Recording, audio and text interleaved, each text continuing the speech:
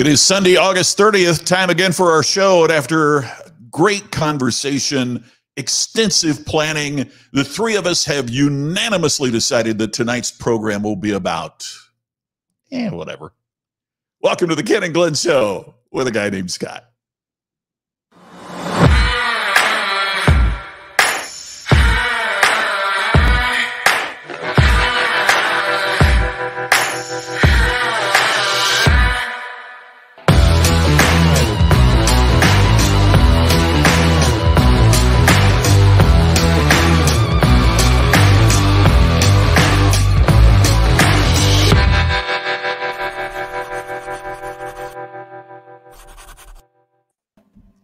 And now, please welcome Ken and Glenn. And me, a guy named Scott. Hey, guys. What's going on, fellas?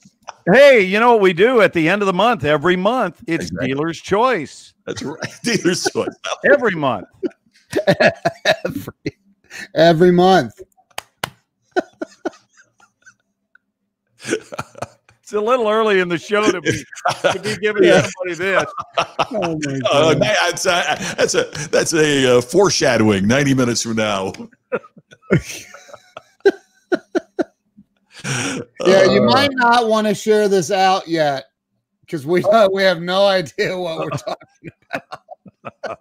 When It is that could go topic south. fast? Well, I think we're trying to prove a point, are we not, gentlemen? We're trying to prove a point that with exactly zero preparation, you can still do a quality show. That's right. That's right. Even the shows where we know what we're going to be talking about, there's times we don't know what we're talking about. Right. Right. I'd say That's that only before entirely anybody in the true. audience got the chance, right? So, How was Scott, your did week, you- gents? Scott, did you check LinkedIn? I didn't. I don't even know how. Like, I think you can search for my name on LinkedIn, and I know we're connected on there. And This is this our is first time. exciting because it's historically significant, correct? It is. That on this next to the last day on August 30th of the year 2020, bizarre year as it has been, we are going live on LinkedIn tonight. Yes. We are live on LinkedIn right now for the very first time ever. The Ken and Glenn Show with a guy named Scott is live on LinkedIn. Wow. So I that's just want to really breathe cool. in that moment. That's Breathe it awesome. in. I am. On my page, on my page. On I LinkedIn. have it, and I just posted it on my page. Do you have it? That's awesome, dude. Yeah. So, Wow. hey, I want to share with you guys that I addressed yet another bucket list matter Yeah. this week, and I don't have any bad news to dump upon you. I'm still planning if it goes according to my wishes. I'm still planning to be a triple digit dude. I want to become annoyingly old. That's my goal. But at the same time, I still don't want to wait until later in life to get things done. Right now, I'm still fairly youthful and vibrant, and I want to take that vibrancy and engage the things so that I'll be at maximum enjoyment when I do the things I want to do. Well, one of the things I've always wanted to do, and I'm not joking about this, is I've never experienced a hurricane. Never experienced it live. And I heard, hey, Hurricane Laura is getting ready to hit in Louisiana, and Louisiana is next door.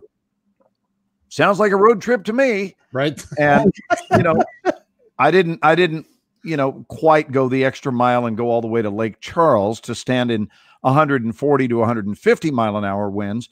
But I thought, I'll wait till it downgrades. It'll still be a Cat 2, but it was very significant because this was hello, Robert Brooker. This was the first time in history that Shreveport, Louisiana has ever been issued a hurricane warning. Wow. Now, how can you miss out on something like that? They've never been people in Shreveport are like, what the hell is what? I'm sorry, what? What?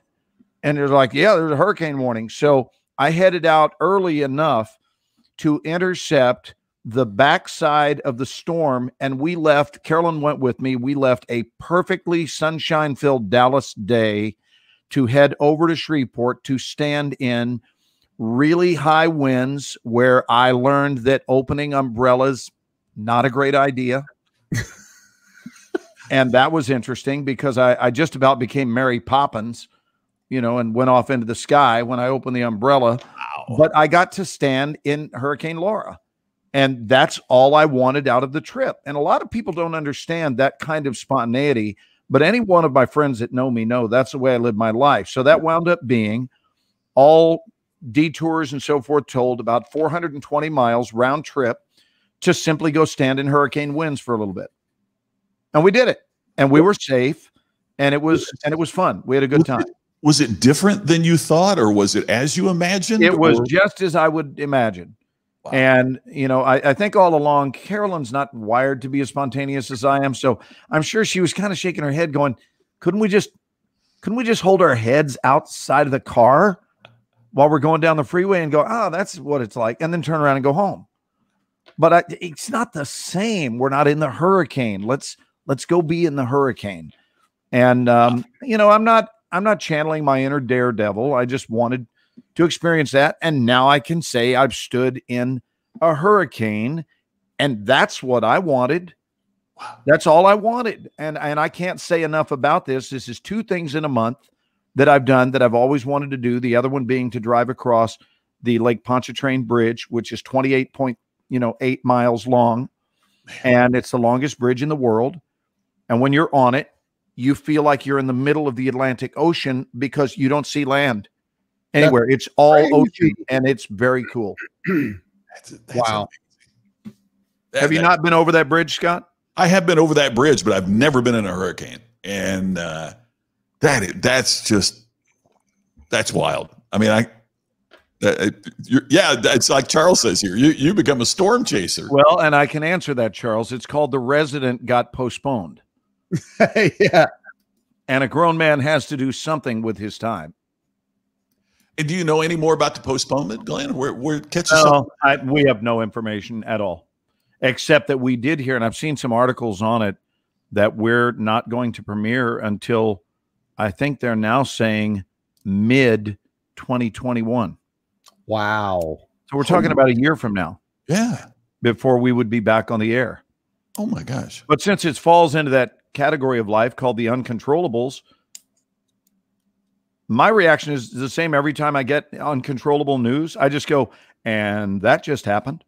Yeah. And that's it. You bet. And that just happened. Yep. I don't want to lament stuff that I have no control over. What does this say? I have lived in Navarre, is that how you pronounce it? Beach, Florida, for 25 years and always run the other way when hurricanes approach here. Well, that's because they're readily available to you, Scott. Yeah. When you're in Florida. But if you've never been in one and you're 61 and you start calculating when your life might be over, I knew that I didn't want to leave the world without being in some hurricane winds at some point. So that's all it was. It's not a morbid thought. It's just, checking stuff off the list, By the way, speaking of seeing things on the news, there have been several articles lately with a certain Mr. Sutherland that you worked extensively with. Enlighten me. I know zero. He has been in several interviews and articles saying he wants to get the band back together. Oh, someone leaked that to me. They said Kiefer's talking about coming back. Talking a lot about it, evidently. And well, you know my answer. Sorry, already booked doing the Ken and Glenn show with a guy named Scott. Sorry, Kiefer, you lose.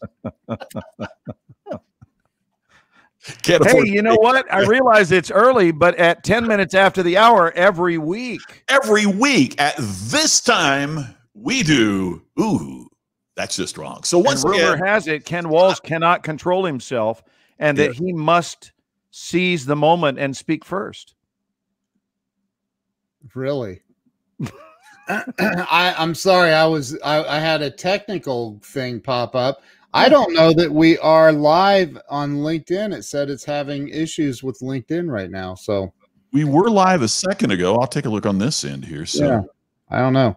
I know we were because I saw comments coming. Oh yeah, Robert Brooker made a comment, and when I go to your page, it says previously live and starts from the beginning. I want to mention, Ken, are you going to get into your share? I want to hear it. Yeah, well, I don't know. I don't have the article pulled up, so I'm going off of memory.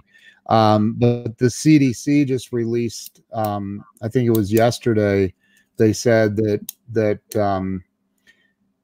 of all of the reported COVID deaths, that they've discovered that it's only been 6% of them, of the 158,000 in the United States, 6% were directly from COVID. That all the other 94% were, they had I think the average was 2.6 other, and how you get 2.6 other things going on, or what do they call them? Comorbidities or something. I actually think that's the correct term, brother. Yeah. So how medical of you. Yeah. Well, I saw that and I was like, wow, that means that 9,400 the numbers are way significantly lower than what they originally reported. So I just thought, ooh, that's just wrong. Like, how could they report? So this falls under the heading of, we're going to scare the snot out of you for 6 months and then go, just kidding. Yeah. Wow. I don't get it. I don't understand why they would report it so that's an ooh, that's just wrong. Yeah. According to Fox's report, what they said is that 94% of those who died also had underlying other conditions. It didn't say that they didn't die from COVID, but it did say that 94% of the people who died also had something else. Right. That it was only 6% actually died from COVID. Like it wasn't. No, that's not. I don't agree. That's not what they're saying. That's what it said. It's on CDC report right here. 94% had contributing conditions. So in other words, they died from COVID, but they also had other health conditions. And so what happened is they were surviving with kidney disease or heart disease or whatever. Right. But their body, once it got COVID, and they also had these underlying conditions, that their bodies weren't able to take it. So we could nickname this, and I'm not being flippant when I say this in any way, we could call this LSS, which would stand for last straw syndrome. Yeah. Right. You know what I mean? In other words, COVID was just the last straw. Their body couldn't take anything else. And you know, honestly, the flu, the standard flu does the same thing to people with comorbidities. So that's all I'm saying is, you know, if you are already suffering from that, again, this isn't for argument's sake. I just saw the report on the CDC from the CDC, and I'm like, you know, it just kind of shocked me. Like, wow, right? We shut down the entire economy globally for you know, something that I don't know. Anyway, so well, you said it shocked me, in my opinion. You're saying it shocked you, and I got to tell you right now, there's something that's shocking me. This is the first time in the history of the show, and we began on Easter Sunday. Is that correct? We did. We have never worn 3 distinctly different color shirts. That's never happened on the show. One of us is always matching the other, and it's never planned out. It's just worked out that way. And many times I've looked, and it looks like we planned to all dress the same way for the show. Tonight, we have our color schemes represented quite nicely. I like that. What was your that's just wrong, Scott? Someone was introduced to me as the world's #1, and I'm not going to say what it was, but that is my pet peeve. A couple years ago, I saw a guy claiming he was the world's #1 motivational speaker. I'd never heard of the guy, right? So I got in contact with him and just said, you know, just out of curiosity, you know, like where did Tony Robbins, you know, place on that list? For some reason, and I think social media contributes to this, there are people who say, they think it's going to gain them credibility, saying they're the world's number one sales trainer, they're the world's number one motivational speaker, they're the world's number one. And who said that is, I think, what we ought to be asking first. Right. And to me, when someone claims, now, if they have underneath that, or if they say, Forbes magazine or the New York Times called me the world's number one, man, it's that's just wrong. I won't even claim to be the world's number one Scott McKain. I'm not convinced. Right. But you should believe any speaker that declares themselves to be the 33rd best speaker in the world. There you go. Because you're going, you know what? I'll bet that's an accurate statement. Right. Well, I haven't forewarned either one of you, but at this time, I'm going to invite you to fasten your seatbelt for mine. Uh-oh. Go ahead and reach over there and pull it around you. And you might not only want to strap your waist in, you might want to go with a full shoulder experience. I only have a lap belt, so. And Scott is strapping himself in as though he's in a helicopter, which I love. Are you ready for this? Yeah. So Carolyn and I were over. You had to drink. We were visiting Yasmin last night, and we went out, the three of us, and had dinner because she's in town visiting from Atlanta. And on the way home, I'm doing about 70, almost 5 miles per hour on the freeway when a woman decides that it would be an ideal time to end her life and walk out and squat on the freeway in front of my car. Oh, my gosh. And I'm not kidding. I haven't told Ken about this. I didn't call him. I didn't hit her. As I start slamming on my brakes, I'm not worried about me, and here's why. I'm an incredibly conscious driver, and I, thank God, spotted her. But that's what she was doing. She was on a suicide mission. Oh, my God. And the cars next to me, and again, our topic, gentlemen, correct me if I'm wrong, was whatever, right? So I'm not, I mean, this is under the heading of whatever. The cars to my right are coming up on me. Sure. And the problem is I am in a position where I'm probably blocking their view of her when she decides to get up and just stroll. Stroll. Like strolling through a minefield. Never dodged, never did anything. I'm going to stroll and they'll see me or they won't. Wow. And she was wearing dark clothes. This was not someone who had a stranded vehicle. I looked both sides as I was hauling on by. No stranded vehicle on the left or the right. Just probably whacked out of her mind on something. God only knows if she even knows she was on a freeway. You know what I mean? It might have been she might have been tripping so much that it was like, look at these. Oh my God, look at these lights. These are crazy lights. I want to go into the light. I don't know because I didn't have a chance to talk to her. But the only thing that equaled that's just wrong and that's just crazy. That's not even wrong. That's just crazy and that's just sad and terrible. But of equal impact was the fact, and I think this is inexcusable, I, of course, called 911 immediately. How does this grab you, gentlemen? I was on hold for 5 minutes. No. With 911? And I felt like I was trying to call a friggin' airline to book a ticket. Are you kidding me? So attention, please, all 911s worldwide. Worldwide. If you're not answering your phone, you are understaffed. And I'm sorry I'm getting a little emotional about it, but I'm thinking, what can happen in 5 minutes? Are you kidding me? 5 minutes, you're on hold. You got problems. If I understand, I'm not the only 911 call. I get that. I don't think there should be a special answer for certain people, but I think 911 has got to be a ring followed by an immediate 911. What is your emergency? It's got to be. We can't put people on hold. And if you are, you got a problem. Am I wrong here, gentlemen? You're spot on. I mean, if it means an extra $1 or $5 a year from all the people in the U.S.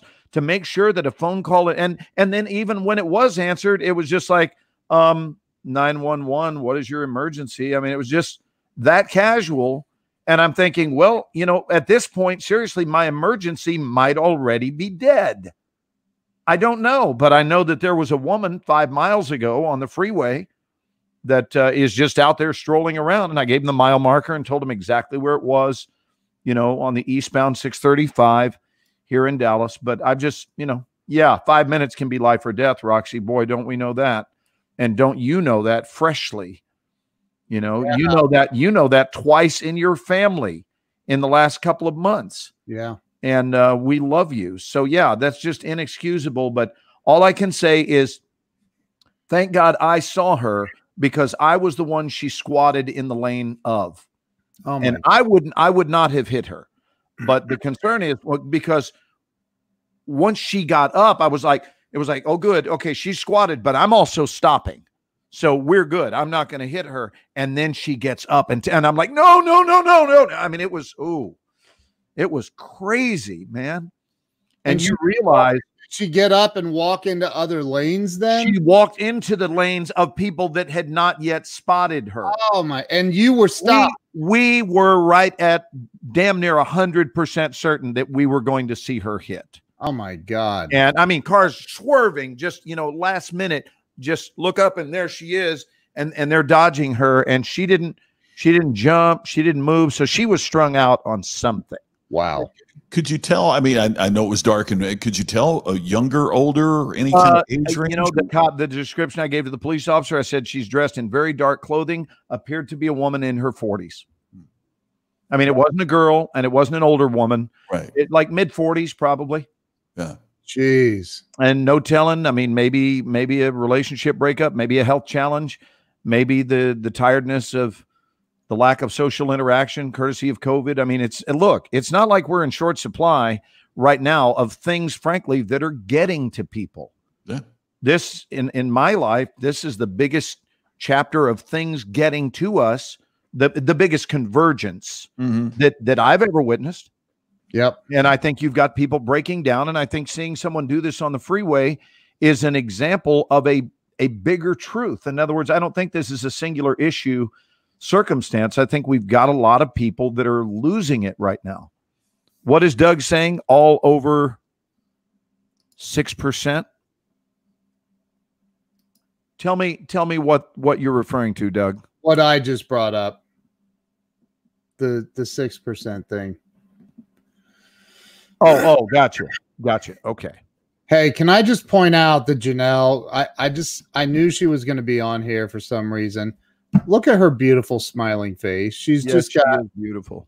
The smile of an angel. Oh, Robert Brooker did not give up on us on LinkedIn.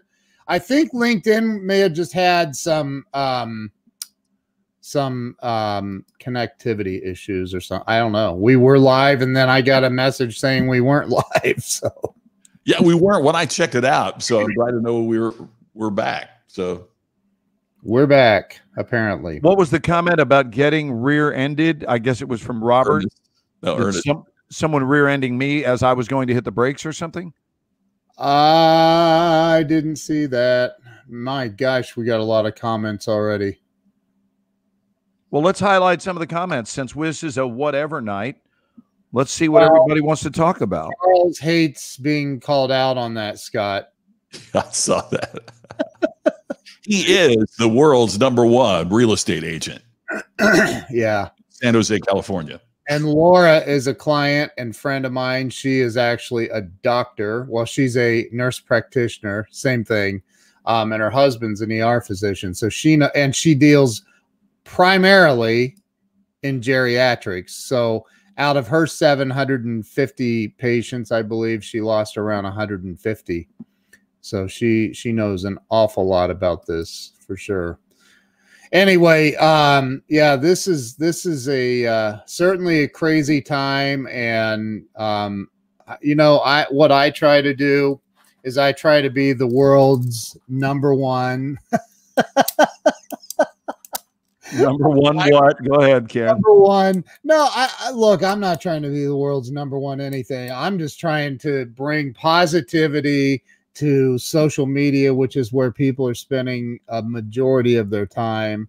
And I try to always bring positivity, man. And you know, I gotta tell you, I saw this Facebook post and then I researched it to make sure it was true, because you know we do see those Facebook posts that were like, oh my God, and then you find out, oh no, that's not necessarily true. But there was this post, and do you guys mind if I share my screen and show you this post? I'm already excited about it. It's really cool, man. This is, I'm just going to show you. So there's this little boy that sees these police officers walk into a Chick-fil-A, and he runs up to them and asks if he can pray for them, for protection for them, and everything else. I just thought, you know what? That is just right. And that is what we need more of in this world. This woman, Kimberly Clark. Now, this is from October of 2019, but you know, she says that she went in and he asked if he could pray for him, and he grabbed their hands and said the sweetest prayer she had ever heard. And I thought, man, that is freaking awesome. That's just awesome. This is our next share is, ooh, that's just awesome. And it is.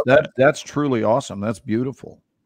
Because it comes from, whether you believe in God, you don't believe in God, you're religious, you're not religious, doesn't matter. It's about the intention behind that little boy's energy. 1000%. Yeah, I just thought that was freaking In awesome. Texas, we'd say it this way: the parents done raise the boy well. That's right.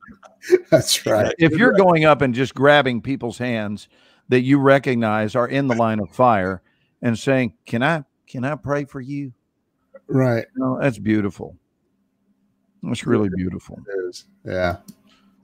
So what else? What do you guys have that's just awesome? I was looking for something to share here, and I can't find it. But a friend of mine did a sign, and it said, 2020 is still better than my first marriage. Oh, God. Oh my God. Wow. It's so good.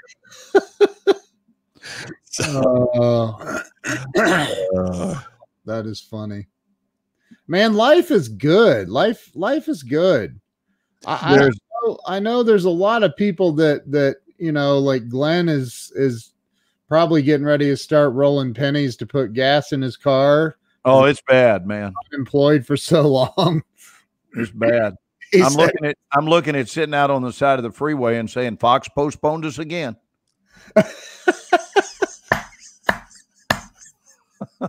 Did I ever tell you guys I did that when our show C16 was canceled in 1998? We were on ABC. We did one season. They canceled us. I went out on the side of the freeway as a joke, and my friend there with a camcorder. This is like pre these current, you know, cell phones. So we actually still were using camcorders, and we just got a bunch of footage of me standing there with a very recognizable face and a show that said, "Got plenty of money, just out of work." I said my show was canceled on ABC, and I named the show and everything, and people gave us money. Oh they gave us money, and they're like, dude, that's so honest. And I said, yeah, we're just, you know, I'm sure we'll get another job, but right now the series is canceled. Please help. Look what Charles says. Hold on. Glenn was just shooting 2 weeks ago. That is true. Yeah, I was. That's true. So, what's going on? Have you heard anything from John Schneider? Is he still out on tour? I got a text from the Schneiders that their outing in Oklahoma and in Colorado was successful, and I was waiting to reach back out to John until he got settled in, because they're doing a big road trip. They went out from Louisiana up to Oklahoma, then Colorado, and from there to Los Angeles. Right. And they were taking like a 14-day road trip. And I just didn't want to bug them on the road. I figured I'd wait till he gets home and gets situated. But I did hear from one of the producers today that they've already assembled a rough cut of the movie. Oh, wow. Just a rough cut. That's all. And he said, it looks terrific. You're going to be very happy. That's awesome. So that was cool. I'm going to call him when we wrap up tonight.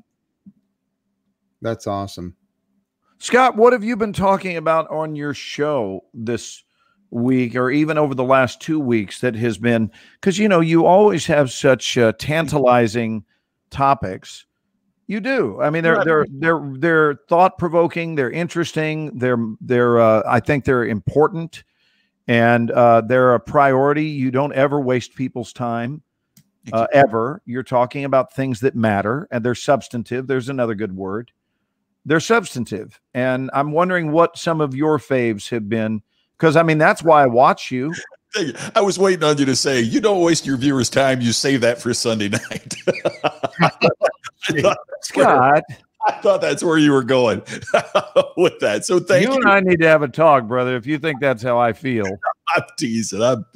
Yeah, but I mean, have you had an especially good topic that people seem to run wild with?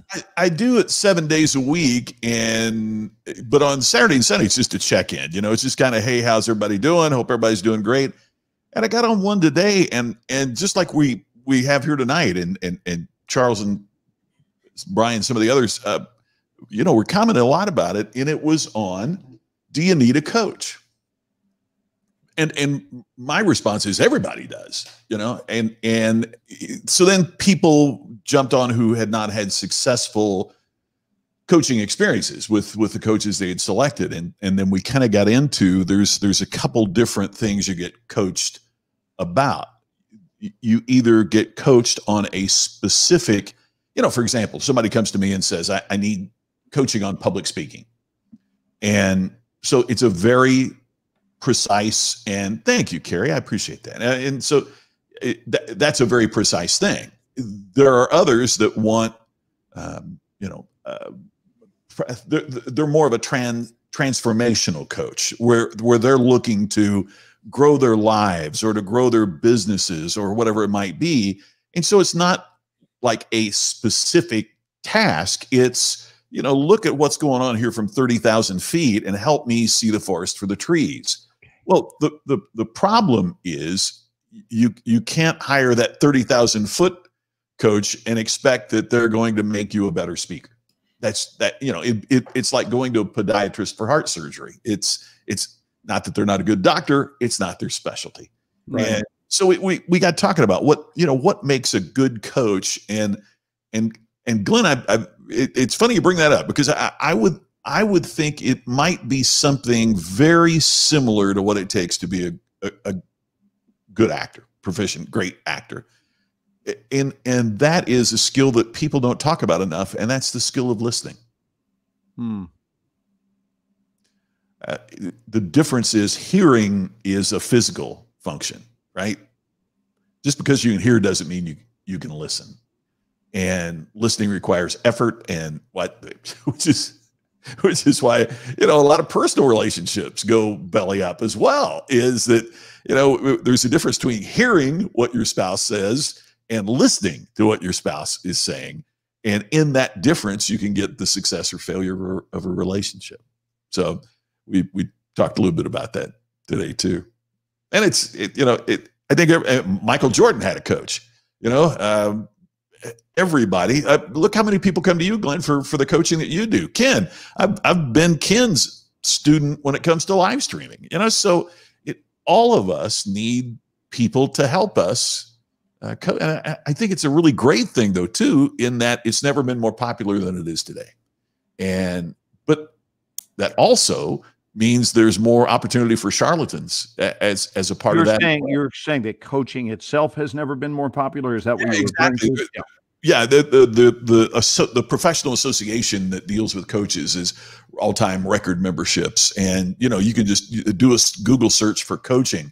Holy cow, it's unbelievable how many that you see, and with all the ability now to create virtual courses or to coach virtually, right? It's just absolutely growing exponentially. And part of what we're seeing too, frankly, is that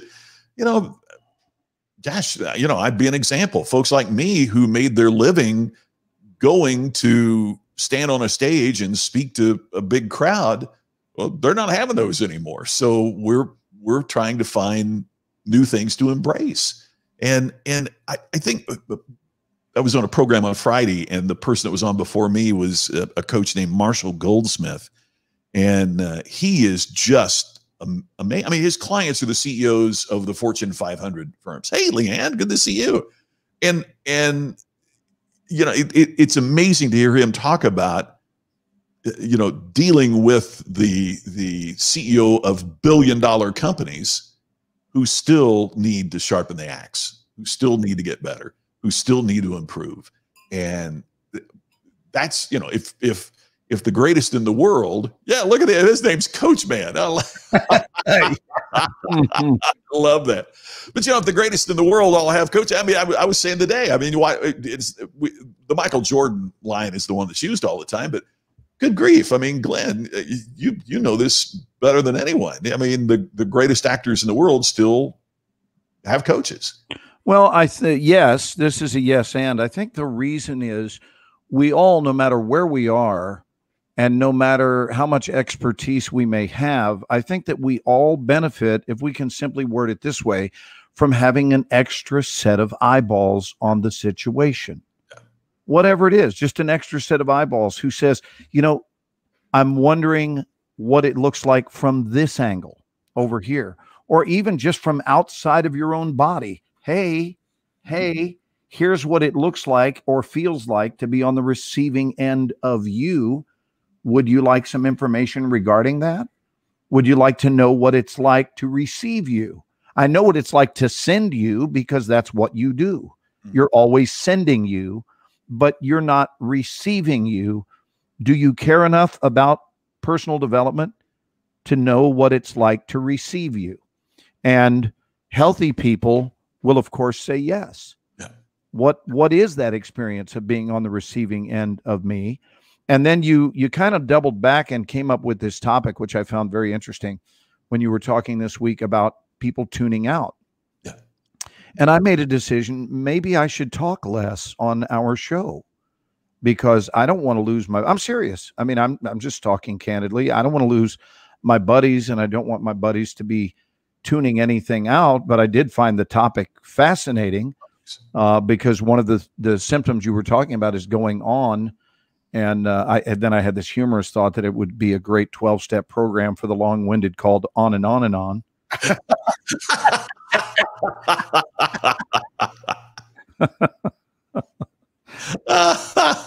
It's so good. Oh, you're muted. You're muted. Oh, I thought you did that, Ken. No.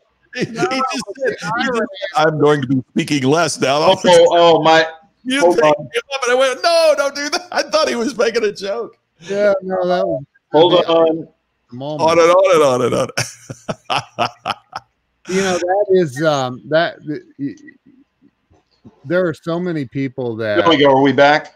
Yes. Okay. Yeah, you don't have the Yeti. The Yeti's not connected. I don't think. Now I got to do this in the middle of the show. Really? Okay. Oh, you got this. You got. Wait a minute. Microphone. Yeti.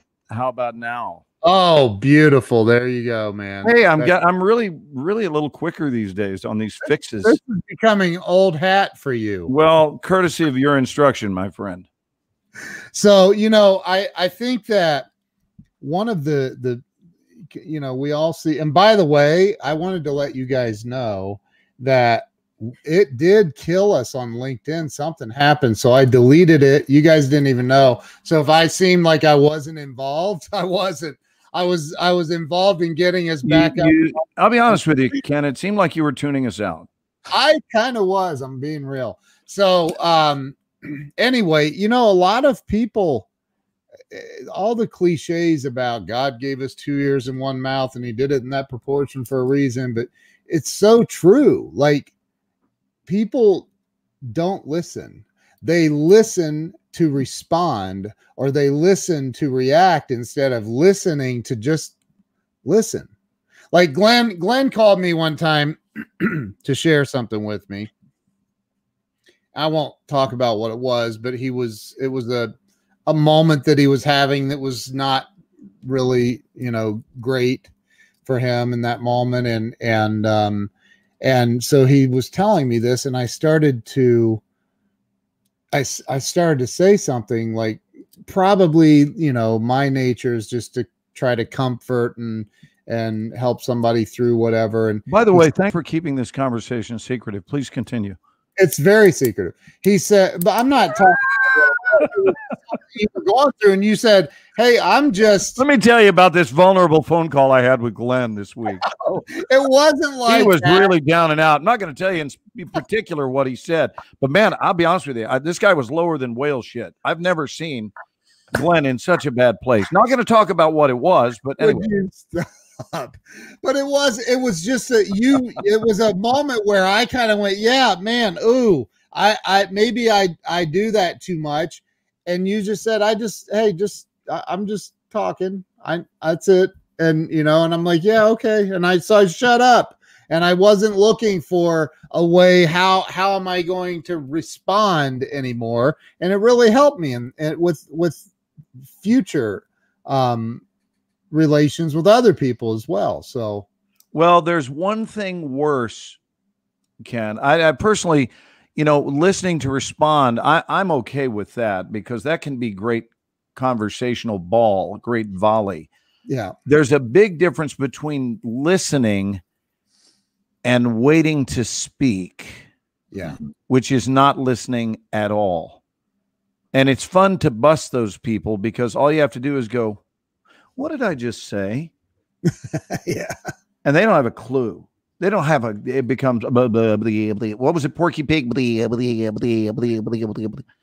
It's interesting. Yeah. The late John Chancellor. Remember him on NBC? I remember this interview that he did, and he said, oh my God, I had no idea how horrible some interviewers were until he had written a book. And he's on the book tour. And so now he's a guest instead of he's the guest instead of the interviewer, and he's doing a lot of local stations. And this gal is interviewing him on some local morning show, somewhere that he's doing a book signing and everything. And she said, so Mr. Chancellor, tell me what your book's about.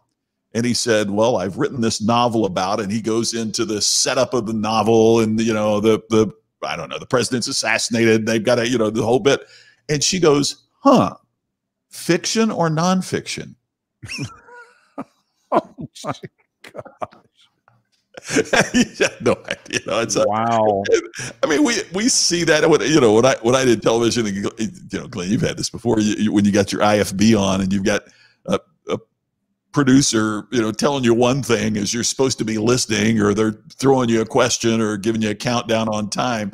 It's amazing, and it's not worse than it is. But I got to tell you, I take this perverse joy in go on YouTube and you can find the blooper reels, the television blooper reels, and that just, it kills me all the time to see those, because a lot of the reason it doesn't happen is, the bloopers happen is because of just the jibber jabber and not being present, not being in the moment. Right. And then they're also asking you to multitask in a crazy way because you're trying to be present with the person you're interviewing. And meanwhile, the network's barking signals at you through your ear and also prompting you about what's to say next. And we're going to commercial in 10. And it's a lot to deal with. So it's a special skill. I find often that people judge folks that make a lot of money for what they do well and make it seem easy. Hardest thing in the world. Key word here is seem. Yep. And then I go, I bet you wouldn't want to swap with them for a day. Now you think you would. Sure. You think you would. And what you might like is their house. What you might like is their bank account. But man, if you had to be in the hot seat that they're in to earn that future, it becomes another story. And you start really respecting what it's like to be on the extreme high dive and then have them go, and 3. And all of a sudden you're up and the nation is watching you and you're live. Hey, Gary Jerome, how are you? My buddy from Austin, Texas, who is now tonight from Twin Falls, Idaho. What a gorgeous Twin Falls, Idaho. Does that mean that there are 2 falls there? Man, you there's no one, Scott, who can piece things together quicker than Ken.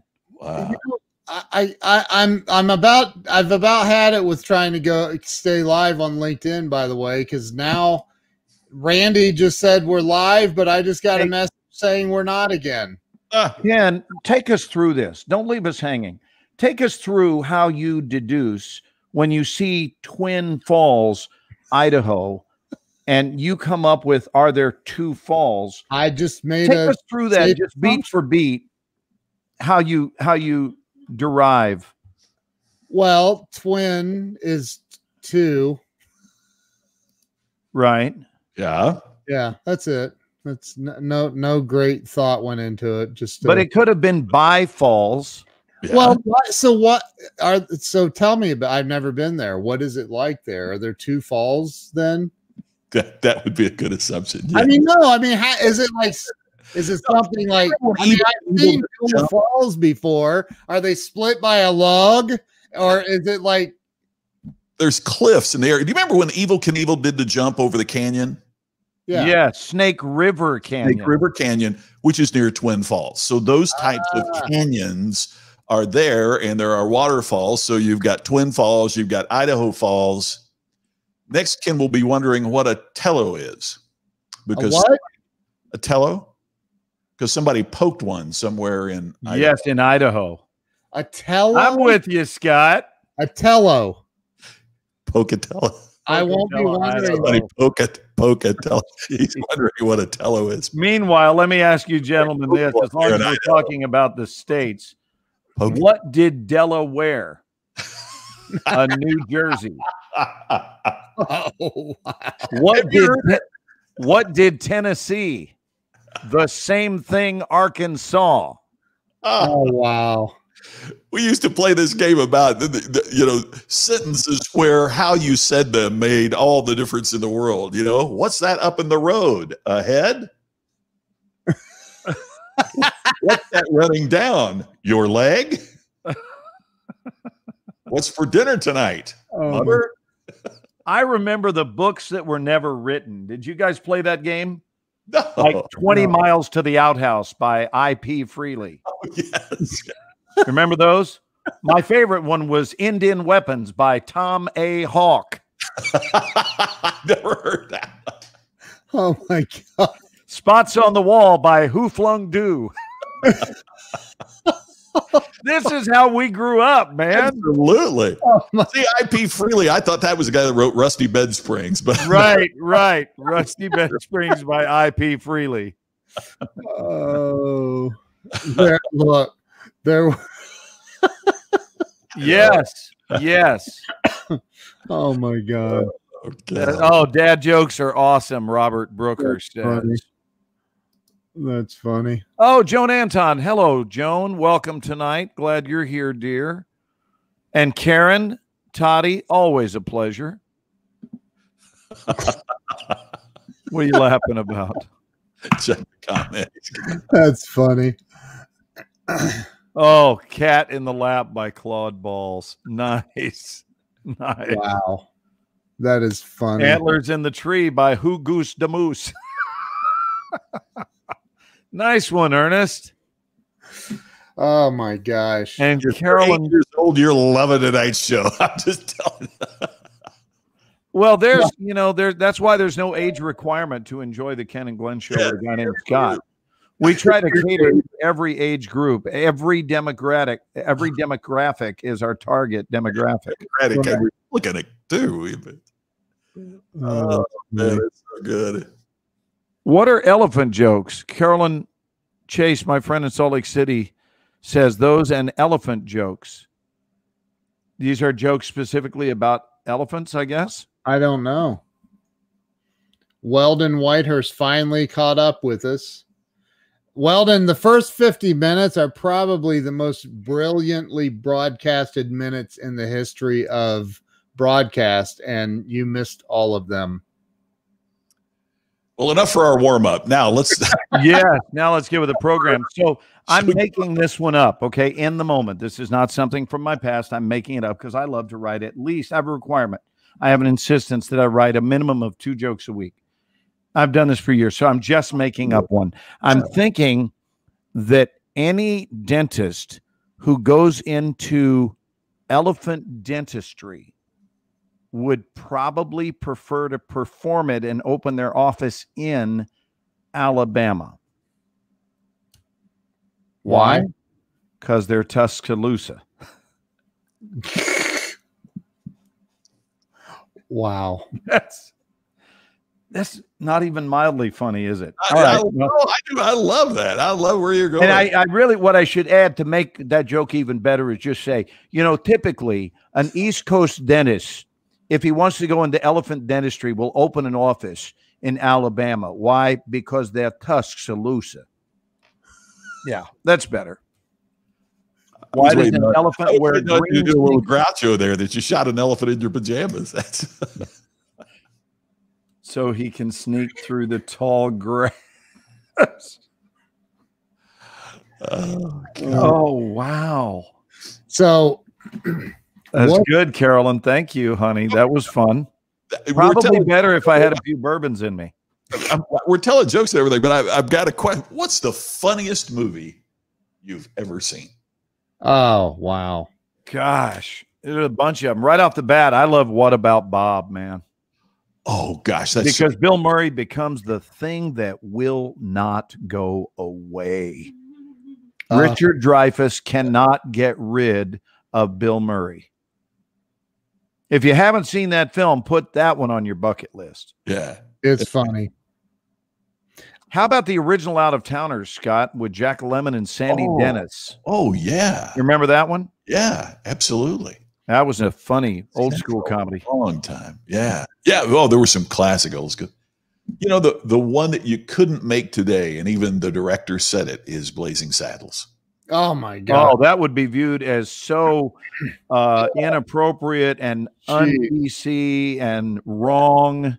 And Mel Brooks, I read an interview recently with Mel Brooks, and he said what most people don't realize is the ones that the lines in there that everybody says today is so offensive, those were written by Richard Pryor. Yeah. And he was one of the screenwriters of Blazing Saddles. Oh, no kidding. Yeah. And he said now that Richard is no longer with us to defend that and say, no, you don't get it. The reason that that's in there was because a black guy wrote it. He said, I could never remake that with Richard Pryor being there. But gosh, what a funny movie. I was still in high school, I think, when Young Frankenstein came out too. And I remember being in a theater in Scottsburg, Indiana. And a lot of the people that were there didn't know that it was going to be a comedy. Blazing Saddles? No. Young Frankenstein. Oh. I mean, about 3/4 of the audience did, but the other fourth was like, "Oh, how great! They're making Frankenstein movies again." Oh no! So until Marty Feldman said, "What hump?" The opening scene of Young Frankenstein is they open the casket and it's the Book of Secrets or something. And the guy reaches in to take it out of the hands of the skeleton, and the skeleton pulls it back. And they're doing like this. And that's the opening scene. And I just remember these people going, they thought it was supposed to be a Frankenstein movie, looking around, like, what? Look at what Yasmin says. Long Duke Dong in 16 Candles kills me. Long Duck. Long Duck Dong? Yeah. Oh, Long Duke. I thought it was what it was. Boy, and Yasmin, John Hughes. Holy cow. They're talking to you. John Hughes. I'm on like a 30-second delay. Planes, Trains, and Automobiles. Oh, One of my favorite comedies, but yet the end is so powerful and touching. What a great. And you can't help but feel terribly sorry for John Candy. Oh, no. I mean, you just sympathize with him so much, especially when he stands up and starts crying, and defending but I'm the real thing. And he's a curtain shower ring salesman. And they're remaking that right now, by the way, with Will Smith and Kevin Hart. Oh my gosh, no way. Wow. Oh, don't you want to let that film alone? I know. Leave it be. Leave it be. I mean, it was state of the art. Like Karen says, I know. Pillows. How about those bears? That was a great film. There is my brother. I don't know if he's still watching or not, but he went to the Great Lakes Academy, naval basic training for the Navy, which is in it's in, where is it? Why can't I think? Great Lakes is up north of Chicago. I'm guessing it's near one of the Waukegan lakes. It's Waukegan, Illinois. Yes, next to the lake. So we drive up for his graduation, and it was me, my mom, and I think my grandma. I don't know, like several of us. And there's this little motel that this little shithole. Am I allowed to say that on the show? Well, you just did. So yes. I see somebody behind you back there. Yasmin is getting ready, I guess, to make an appearance on the show. Here she goes. And we stay in this hotel. Well, you got to bring it up closer if you want to feature it. Hotel that they filmed Trains, Planes, and Automobiles in. No kidding. Same one where the car had caught on fire and they pulled it. It was that motel. We stayed at that. Oh, that is so wild. Oh yeah, it was crazy. It was so cool. That's one of my favorite movies. What Yasmin about me? Just grabbed a statue of the nearest bald-headed man and said, "Is that you?" I don't know what that thing is. She's fascinated because she takes class with me and she always sees this backdrop. So now she's here in our home tonight and she can't control herself. She's playing with the props. Oh, I see. Is it? I just saw a comment. Is anyone else curious about the head on Glenn's bookshelf? What about the movie The Other Guys? Oh yeah. Have you seen it? Yeah. Oh my God, that movie. That's one of my favorites. Well, we like both those guys. You know, the rock and they fall out of the window. They off the top of the they jump intentionally like they're going to go catch the bad guys.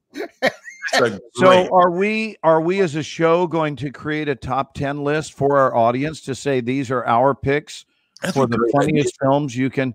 I'm a huge fan as long as we're talking about him. I love Talladega Nights. Oh my God. I mean, Ricky Bobby, come on. Ain't Ricky Bobby. How about School of Rock? Have I seen it? Wasn't that what it was called? School of Rock? Yeah. Jack was it Jack Black? Oh yeah. I've seen that. Yeah. I thought School of Rock was exceptional. Yeah. What other fun stuff do we have here? How about our audience? Are you guys chiming in? Gary said that he loves Caddyshack. Yeah. I got to tell you one more that just kills me. It's one of those, there are like two movies that if I'm flipping through channels and one of these movies is on, I'm done. It's a dead stop. And one is not a comedy, Tombstone. And the other is There's Something About Mary. Oh my God. Yeah, that was a good one. Yeah. Yeah, I know you're a big Tombstone fan. You've spoken fondly of Tombstone in the past. Yeah. Oh man. The Ben Stiller and oh my gosh, Ernest, there's one I love too. Yeah, that's a scene with Sam Kinison with Rodney Dangerfield. Oh yes. Oh, what a great scene. Wedding Crashers, yes. Animal House was what a classic. Let's talk about like what's coming up in the future for us on an individual level and other people as well. Tommy Boy, there's a good one, Johnny. Oh, yeah. Oh gosh. Oh yeah, there was another early departure that crushed us. Is Chris Farley dying at that? I think he was he a 33 guy or a 38? You remember? Was he 33 when he died or 38? Yeah. I think he's one of the 33. There were a lot of 33s. I know Belushi was 33. It's terrible.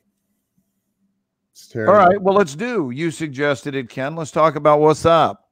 Yeah. What's coming up? I like Glenn, what's going on with you, man? I know you're waiting to get back to filming. I don't feel survivor's guilt. But I will tell you that I feel something that could be described as survivor's guilt's next door neighbor. which means that I feel almost unfair in describing my experience during these last 6 months because, and Ken, you were a part of that, and Scott has come aboard that team. You, Ken, in helping me with learning about Zoom, and then now, and in fact, what would be fun is to give them a taste. I've never done this in our show, but to give them a taste, and Scott, I don't think has seen this, but one of the things I've ever seen in the workshop in my class this week. And I've never featured any of our actors on our show. I've never done that. But what's interesting is the use of Zoom. So let me go back before I start circling all over the place. I just feel like I have been blessed to be resourceful and find my way in a way that leaves me feeling happy and stimulated, because like so many others, I lost my job. They shut our series down, and that meant all other jobs in television or film. And so do you want to sit and sulk about it, or do you want to be resourceful?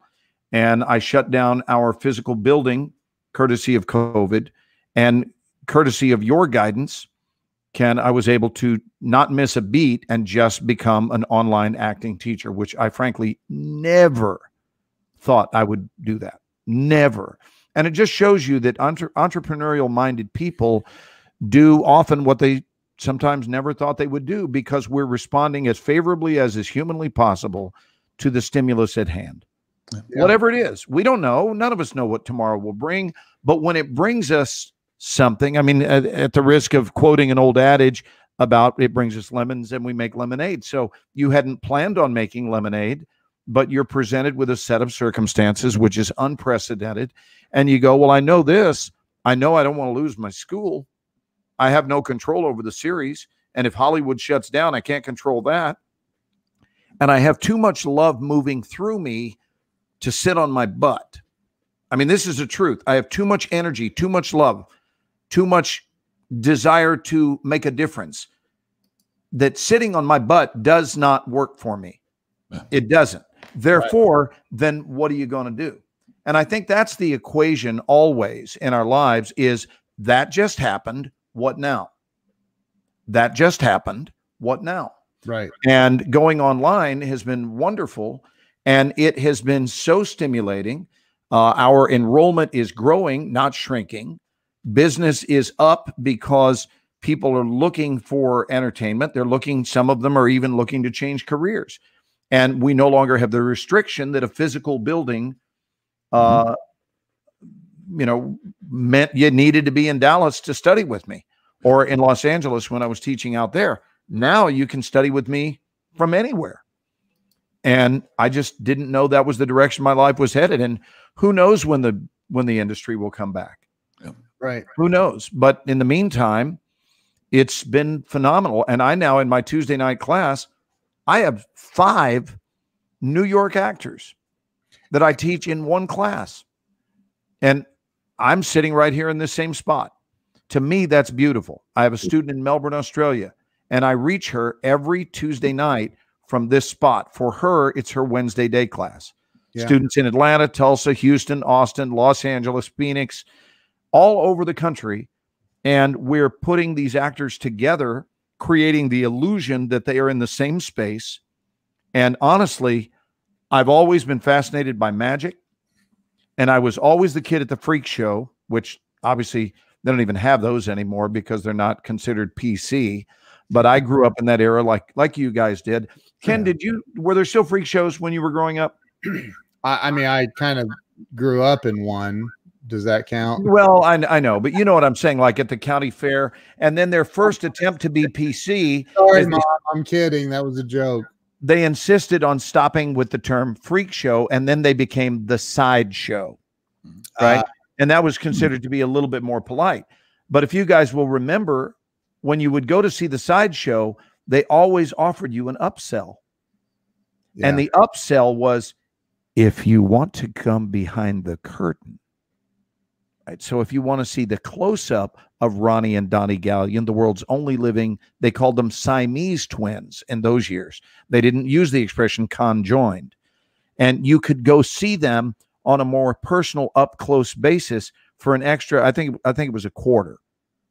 Well, I was always the kid that had the quarter ready to go. Wow. Because there was something within me, and I'm not being self-indulgent here. I'm putting a yellow marker underneath a way of being. Scott, this is the kind of topic I know you love for your show. Oh, yeah. Whatever experience someone else was having, I always wanted theirs and more. And it was never a competition. I'm just saying, you have the experience you want, whatever that may be, whatever floats your boat. But I'm going to go for the deepest level of engagement with this experience that can possibly be had. Now, why I'm wired that way, I don't know, but I am. And so the magic of being able to put together a scene with an actor who on camera appears to be 4 feet away from another actor, when in actuality, they are in Dallas and their scene partner is 9,500 miles away in Melbourne, Australia. Yeah. And then I sent it sewn together to a casting director, April Webster, arguably the biggest of the big. And she loved the scene, loved it, loved the acting in it, and so forth. But the point is, then I was able to explain to her that the real magic is that these actors never met. They are an ocean apart. They're almost 10,000 miles apart. And all they're doing is listening because they can't look. They can't look at each other. If they look at the computer screen, their eye line is going to be wrong. And by looking at simply one of these little Post-it that's either on the corner of their computer screen or on the wall, that Post-it becomes for them, and then you fill in the blank, their significant loved one, their employer, someone who's being lowered into the ground and they are grief-stricken, whatever it is. And then we create the magic. And at the end of the class, they get a copy of the scene, and none of it is real, and it looks 100% real. And I'm blown away. Can I get real daring and throw a question out there with your blessing, guys? Here's the question. How blown away are you? And I want to encourage everyone in this audience to become blown away. Become blown away. Are you blown away by the miracle of your body? Are you blown away by the incredible human beings that are in your life? Are you blown away by this experience on this earth, this magical earth dance? Are you blown away by the friends you have? Are you blown away by how many favors your left thumb has done for you? It uniquely? Not all the digits, just it. And then your pinky on your right hand. When is the last time you looked at it and said, dude, you are really cool. You've been there with me every 61 of my years, and there you are, busy being your right pinky. And I'm not, listen, I didn't just attend a Walk on Coals, Tony Robbins weekend. This is the way I'm wired. And I do believe that you can extract yourself from the grips of depression by celebrating so much that it does not have time to get a hold of you. Yeah. Because you've decided, you've made a conscious decision that I'm not celebrating enough. I'm not blown away enough. When you get on a plane, are you blown away that you can be in Los Angeles from Dallas in 3 hours? Are you blown away? Are you blown away that they can serve you a drink at 500 miles per hour and the wind doesn't knock the glass out of your hand? Are you blown away that you can sit and take a dump on a plane and be all by yourself and just sit there and go, you know, when I think about it, this is pretty funny. I'm in the middle of a sky going number 2 while penetrating the clouds. I'm going number 2. And I don't ever want to take these moments for granted. Now, feel free to laugh, Ken, but I'm really not joking. I'm saying that the secret to happiness is to start being blown away by everything. Yeah. Because I got to tell you, if you knew you had 7 or 8 hours left, everything would become amazing to you. Yeah. That you sat there and you took it for granted throughout the dance. And the minute you stop taking things for granted and you commit to being blown away by, I'm blown away by both of you. I'm blown away that we have this audience that supports this show. I'm blown away that we have the internet here. I'm blown away that we can reach people around the world. I'm blown away. I'm blown away that I get up in the morning and I can walk. I'm in this, and I think what brings it about is a case of what I would call extreme gratitude. Nothing more. Good old-fashioned gratitude. And gratitude keeps me well. End of speech. You know, you said the word, and I forget what the adjective was that you used to describe it, but you used the word entrepreneur.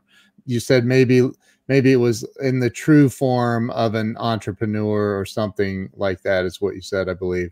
So I like to look up the etymology of words, like where did the word the origin of it. Yes. Yeah. So I looked up the word entrepreneur on. And what does it say? It says, it's interesting, especially that a guy like you would use the word. So I want to point this out. It originates from 1828. It's manager or promoter of a theatrical production. Say it one more time. Manager or promoter of a theatrical production. And then it goes that's a use, right? Or that's the etymology of it. Yeah. Okay. Reborrowing of French entrepreneur, one who undertakes or manages. Agent, noun from Old French entree, right? Which is entree is what, Scott? To begin? Entree. Enter to begin. Enter to begin. Yes. Get underway. Mm-hmm.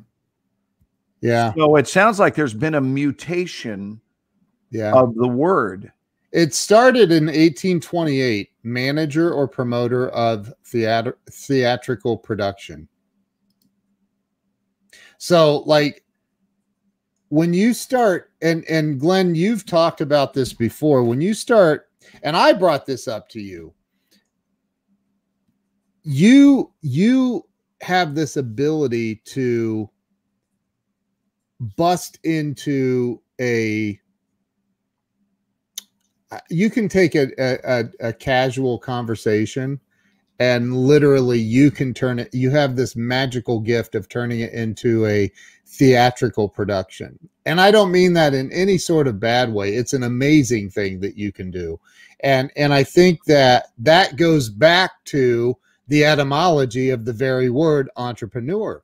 When you take everything in life and you approach it from the blown away point of view, you can literally turn everything into your life into a theatrical production, which is the very definition of being. Well, when you say theatrical, you don't mean as in smoke and mirrors or blown up overdone.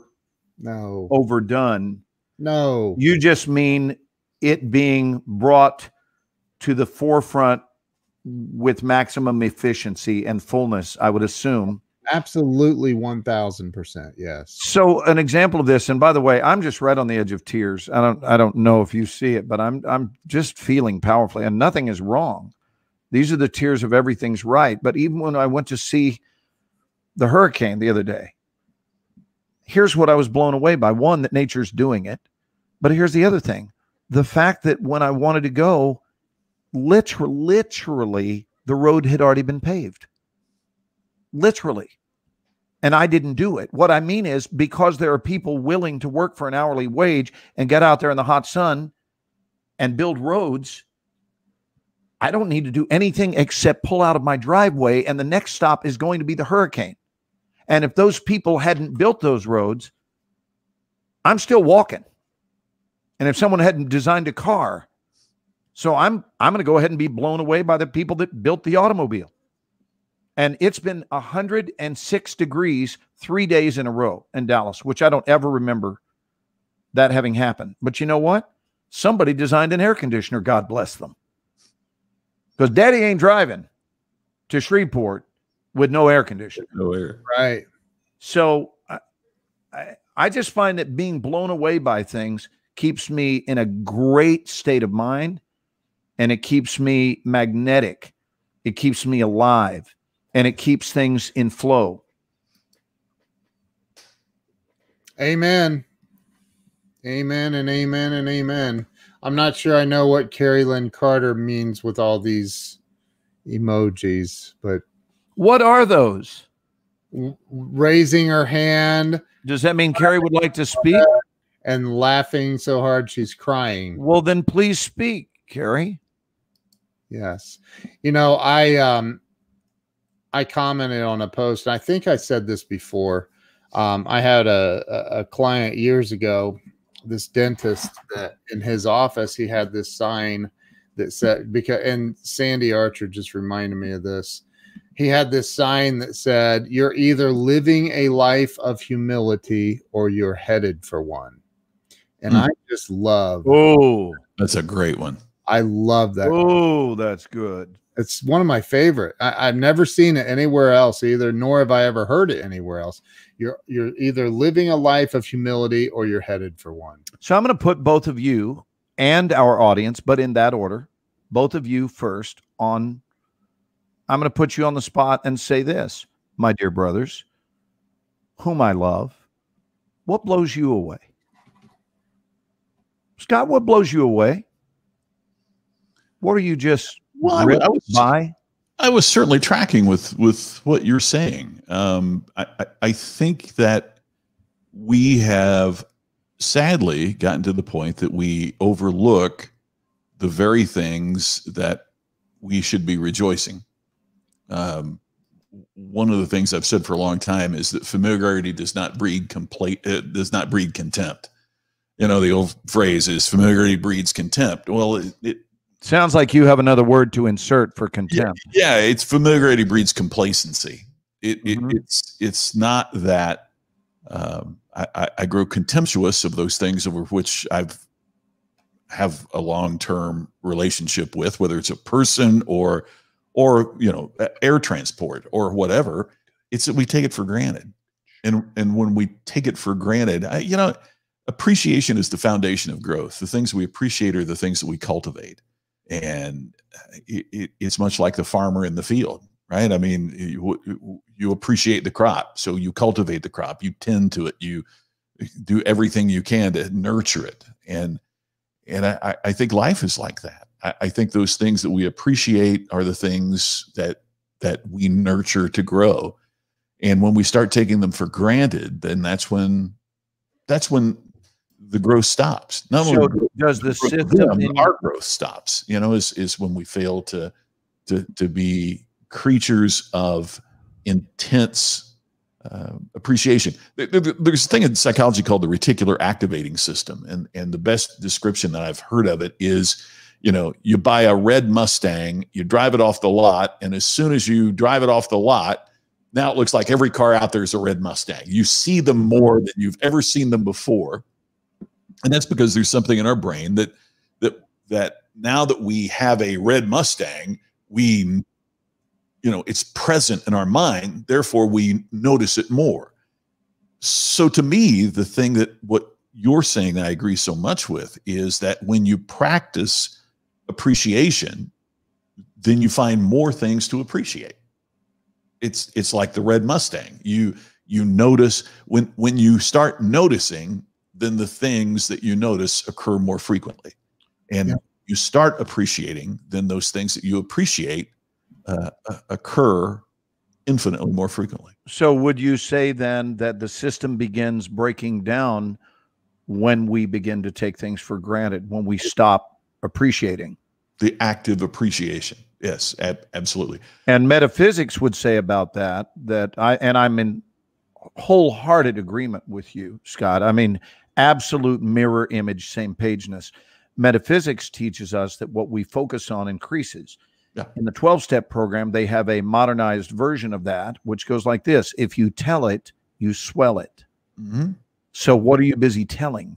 Right. What's your story? Yep. What's your story? What is your story that you're constantly telling other people? And of equal, if not greater import, what is the story you continue to tell yourself with your words, with your actions?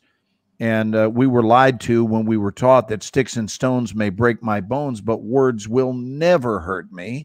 One of the biggest lies we could ever have had downloaded to us, because words are very, very powerful. And we want to be careful with the words we use, because they are busy controlling our destiny, which I think is a sufficient enough reason to be careful with word usage. Hey, I've just on my thing here got a note of somebody that is watching us tonight that I have not seen in person for a long, long time. We stay in touch on social media, but his name is Jack Fox, and people in Louisville will absolutely know, because when I was doing movie reviews and starting, Jack was a incredibly well-known radio personality at WHAS Radio in Louisville. And the reason that I want to say hi to Jack as well is because you guys have heard Jack Fox. Really?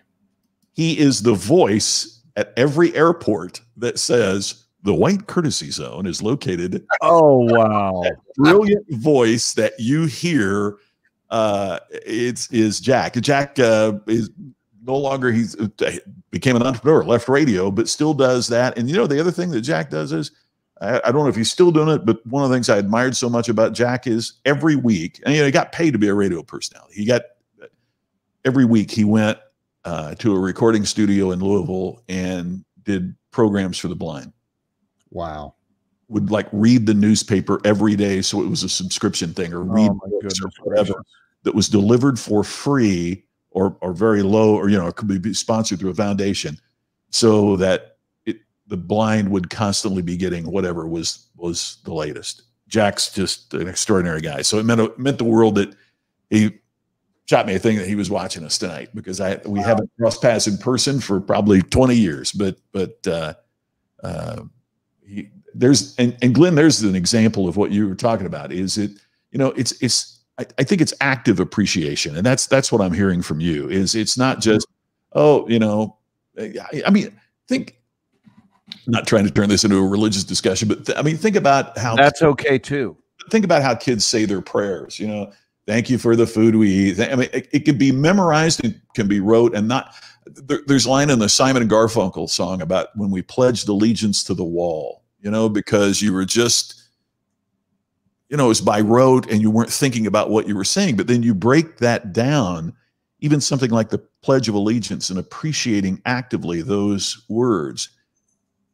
The phrase, it begins with I and ends with for all.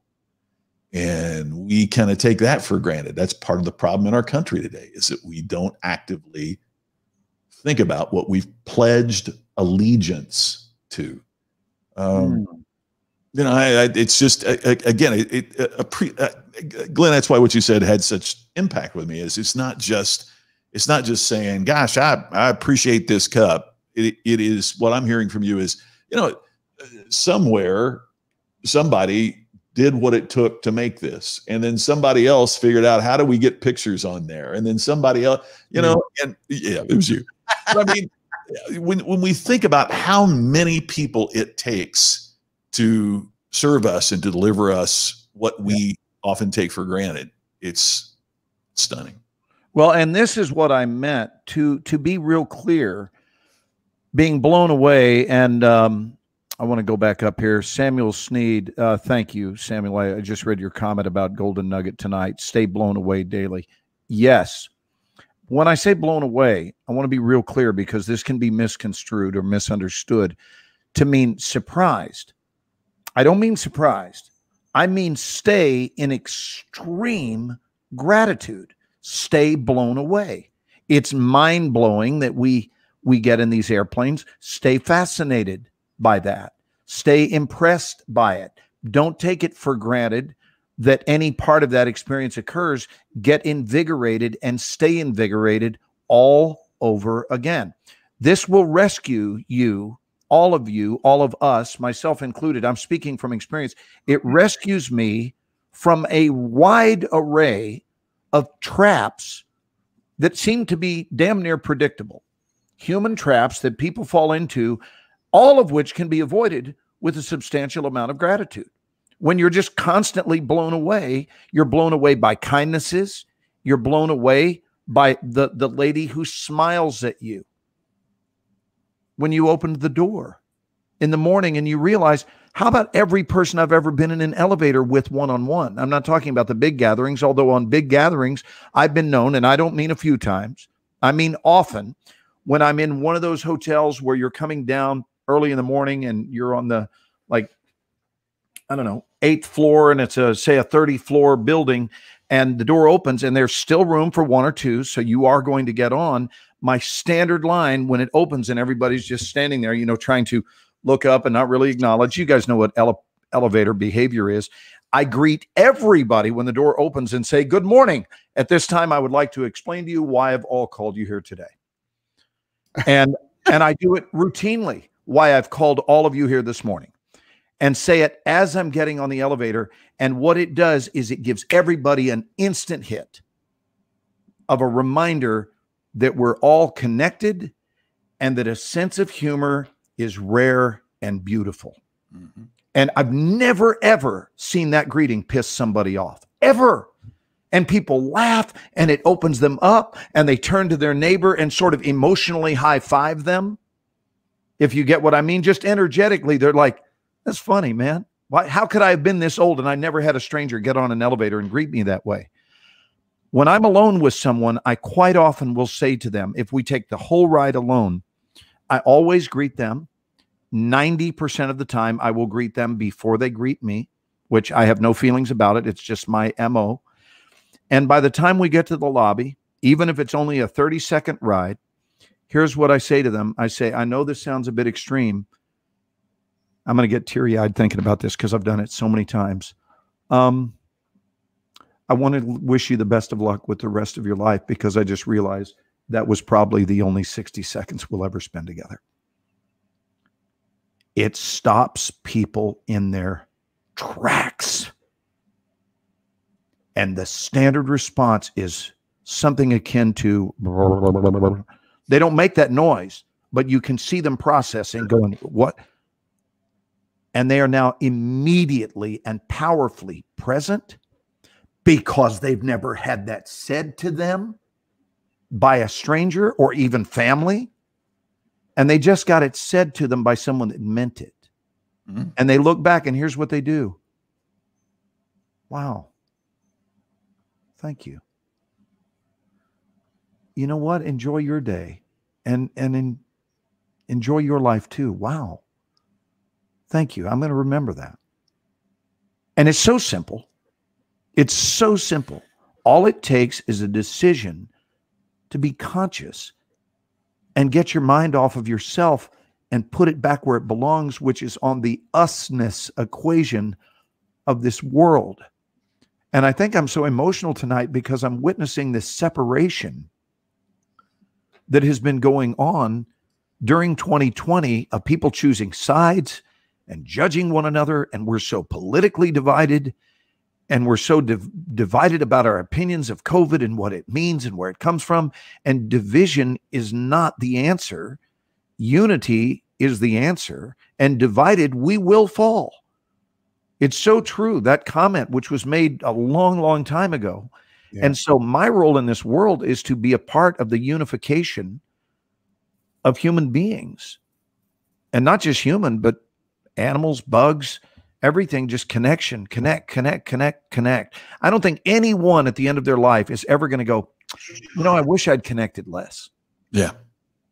No one's ever going to say they wish they had connected less. They will all wonder why they didn't connect more with others. Hey, Ken, what are you blown away by, brother? Well, I only have 1 minute left to No, you don't. We can go over. We get to decide the length of our show. Blown away that we're down to 50 seconds left. No, I was sitting here thinking, and I talk about this a lot. In fact, I have the intent to write a book about this.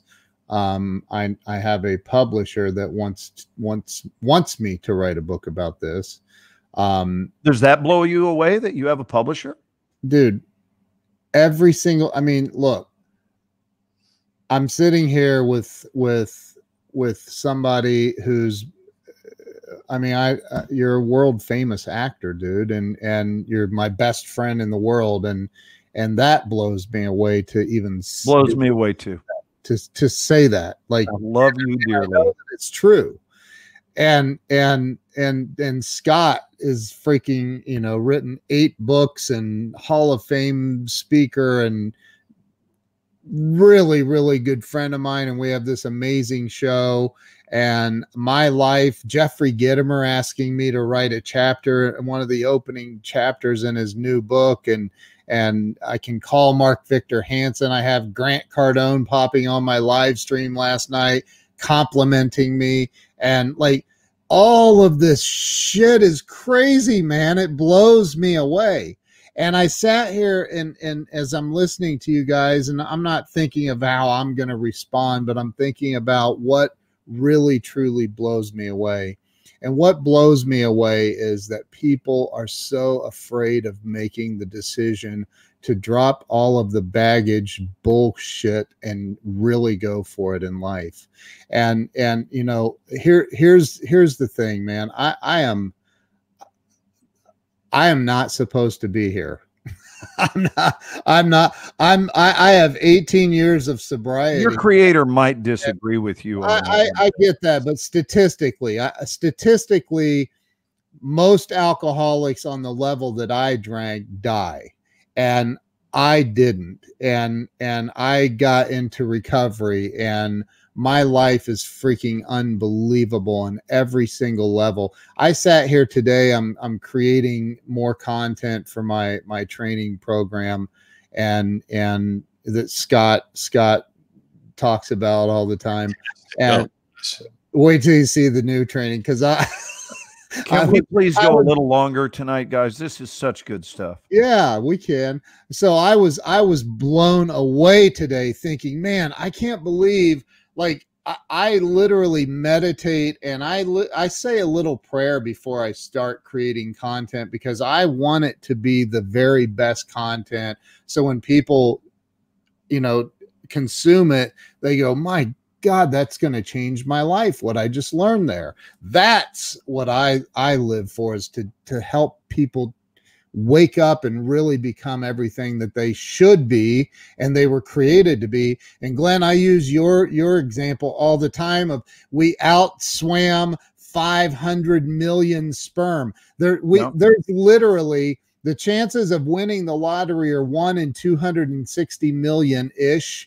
And people go out and will spend fortunes buying lottery tickets, thinking that they have a shot at it, which they do. Obviously, you can't win if you don't buy a ticket, but you have a 1 in 400 trillion chance of being born. 1 in 400 trillion chance for the egg and the sperm to get together, properly implant on the uterine wall, the cellular splits and the heartbeat at 7 weeks, and then boom, after 9 months, you're born into this world. And so many freaking people are living their lives in the gear of mediocrity, and they're not living the way that they were created to live. So my book that I'm going to write next year is on making the decision to live your freaking best life, to live at your fullest, to get off the freaking couch, get off the fence, jump into your life with both feet. So it blows me away, because I know so many people that have the potential. Again, statistically, I'm not supposed to be here hanging out with Glenn Morshower and Scott McCain, and I actually have both of y'all's cell phone numbers, and I call your asses all the time. Which should probably keep you from paying any attention to statistics. I know, right? But I'm just saying, I'm just saying, like, come on. It blows me away to see the potential of, like, I bring up these things about the numbers and the COVID, and I don't, honestly, none of it has affected my life at all. And it won't. None of it. It will not, because I live my life in freaking high gear all the time, man. I am always, always, always blown away by everything around me. everything, to see the technology. I mean, we have this beautiful graphic behind us that Lisa created for us. We have this, look at the technology. Look at what's behind Scott. I know it. Holy and look crap. at what's inside of Scott. Look at Scott look at this. Look at Scott just sitting there being Scott. I know. It's unbelievable. Nobody does it better. And you know, so I think that Glenn, you're 1,000% spot on, man. People need to freaking wake up. There's a book written by Anthony DeMello called Awareness, and throughout the entire book, he says in big, wake up, wake up, wake up. People need to freaking wake up to your life, man. You're going to die. We all have an expiration date, but the sucky part is we don't know what that expiration date is. Like you said, if it's 7 hours from now or it's 7 days, you're going to live your life a whole lot different than you are currently. And I don't care who you are. I don't care who it is. If you know, oh shit, the end of my life is in 7 days, the next 7 days, you're going to live in a place that you've never lived in your entire existence thus far. It's time for everybody to wake up, man. That's what blows me away. So let me ask you, gents, this, and really the audience as well, is why do you, and I'm not taking anyone's inventory. I'm not. I'm throwing this out there for your own thoughts, all of you that are here with us tonight. Why, for those of you who this speaks to, why have you decided that someone else lives the dream life that you wish you had? Why have you decided that that's someone else's right and not your own? Why have you decided to look up to others instead of having the experience of looking up to yourself? How to look into the mirror and see someone that's really a human being that's on a mission to completely say a resounding yes to the very purpose for which they were designed. To just offer that up, a resounding yes, that I am entirely yes. Sandy, couldn't agree more. It starts with a wake up. We coached both of our children on the importance of becoming conscious, right? And Roxy, yes. Roxy, you've been living all of this week in the hospital. But it also doesn't require a hospital visit to get into this bandwidth of thinking. It does require a healthy use of your mind. It requires thought. It requires consciousness.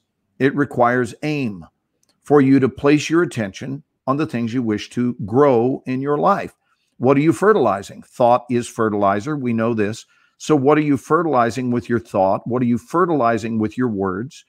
What do you wish to have grow in your life? And why sit back and be an extra? I say this to my actors all the time. Why have you decided to be an extra in your life script? It's your life. It's your story. It's your legacy. And many people have succumbed to the habit of being an extra. You know why? In their script. Please do. I want to hear both of your thoughts. I want to hear the thoughts of everyone who wants to offer their thoughts. It's because people are walking around comparing their movie to everyone else's highlight reels. Well, we know that comparison is the thief of joy. It is. We're walking around worried about, oh, well, what's Glenn going to think if this, or what's Scott going to say, or, oh my God, Carolyn Chase, oh my God, what's she going to think if I really go for it and I screw up, or what's Samuel Sneed going to say? And, you know, like, we're all walking around in this freaking stupid fear of what other people are going to think and say, instead of just living what we were put. You know what you're supposed to do. Look, if I had just met Scott and Scott, and I said, I'm talking to Scott, and then he starts talking to me and he's going, well, I just don't know what, I can't even do it. See, like, I can't even pretend I'm Scott. It's so freaking beautiful. You know, I'm kind of thinking that I should probably bake bread for a living. And no one has ever shared a thought about doing anything to the contrary. And I'm just, how can I say this, gentlemen? I'm absolutely lost. At 6:40, 78 degrees. on the outside. You know what? At 9:05, I'm going to bake some pumpernickel.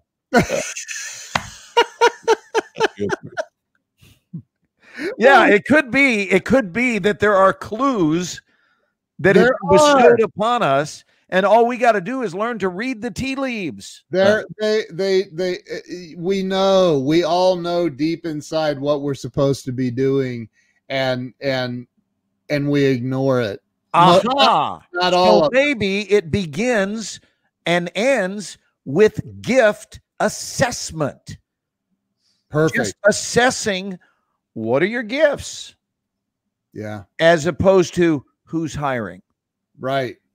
I Right. think that who's hiring is probably the worst way to get a job. Please don't start with who's hiring. Start out with, oh, wait, let me see this about self-deprecation. What was that comment? Well, I got Karen up now. Hang on. Okay. We Well, worried read it out loud. We love when you narrate, Ken. I like it when Scott narrates. Okay, Scott, do it. Do it with that bread baking voice of yours.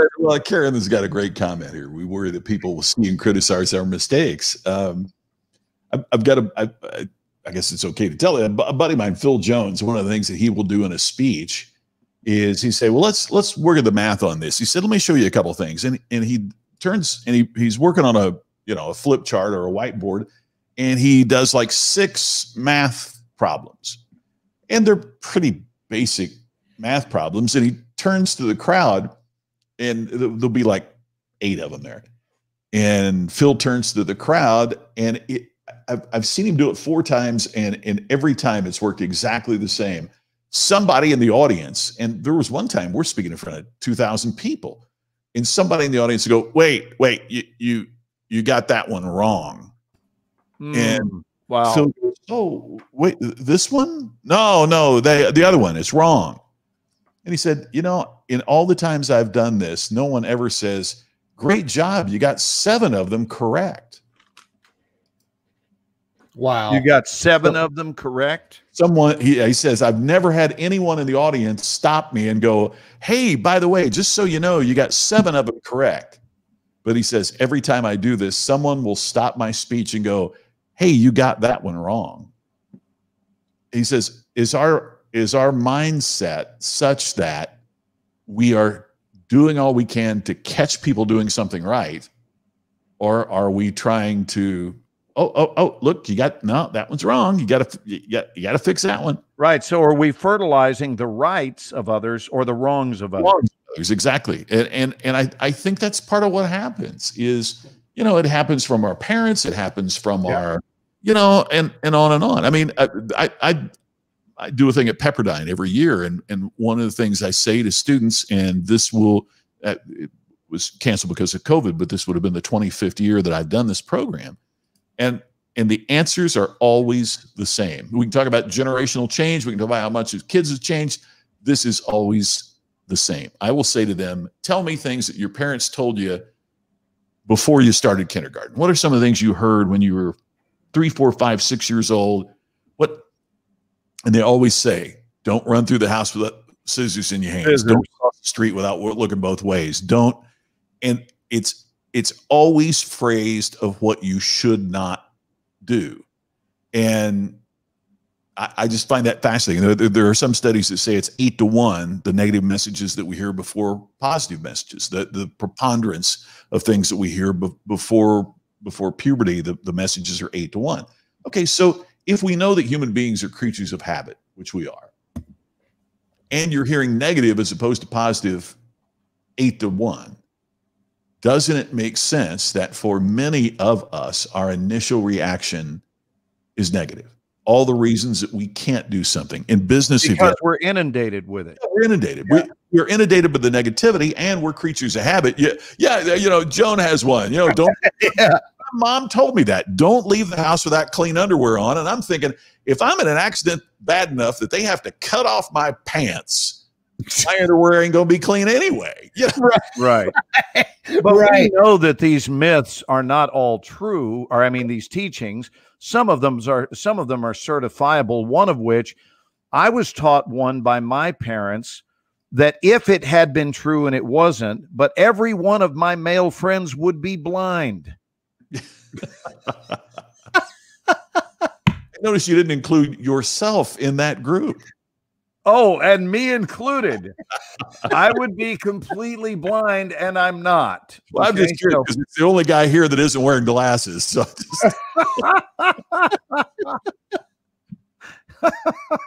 He has contacts. Hey, while we're laughing, I have to poke fun at myself. I have to, because Ken heard this the other night, 2 nights ago. But Scott, it turns out, Ken, Scott may be our answer for this, just because of his extreme background in radio.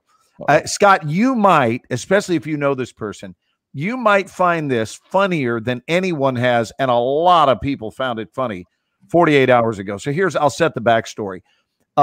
Every time I go through Shreveport, and I've been through Shreveport now 3 times in the last 3 weeks, once going to, once coming back, and then I went to Shreveport to catch the storm the other day.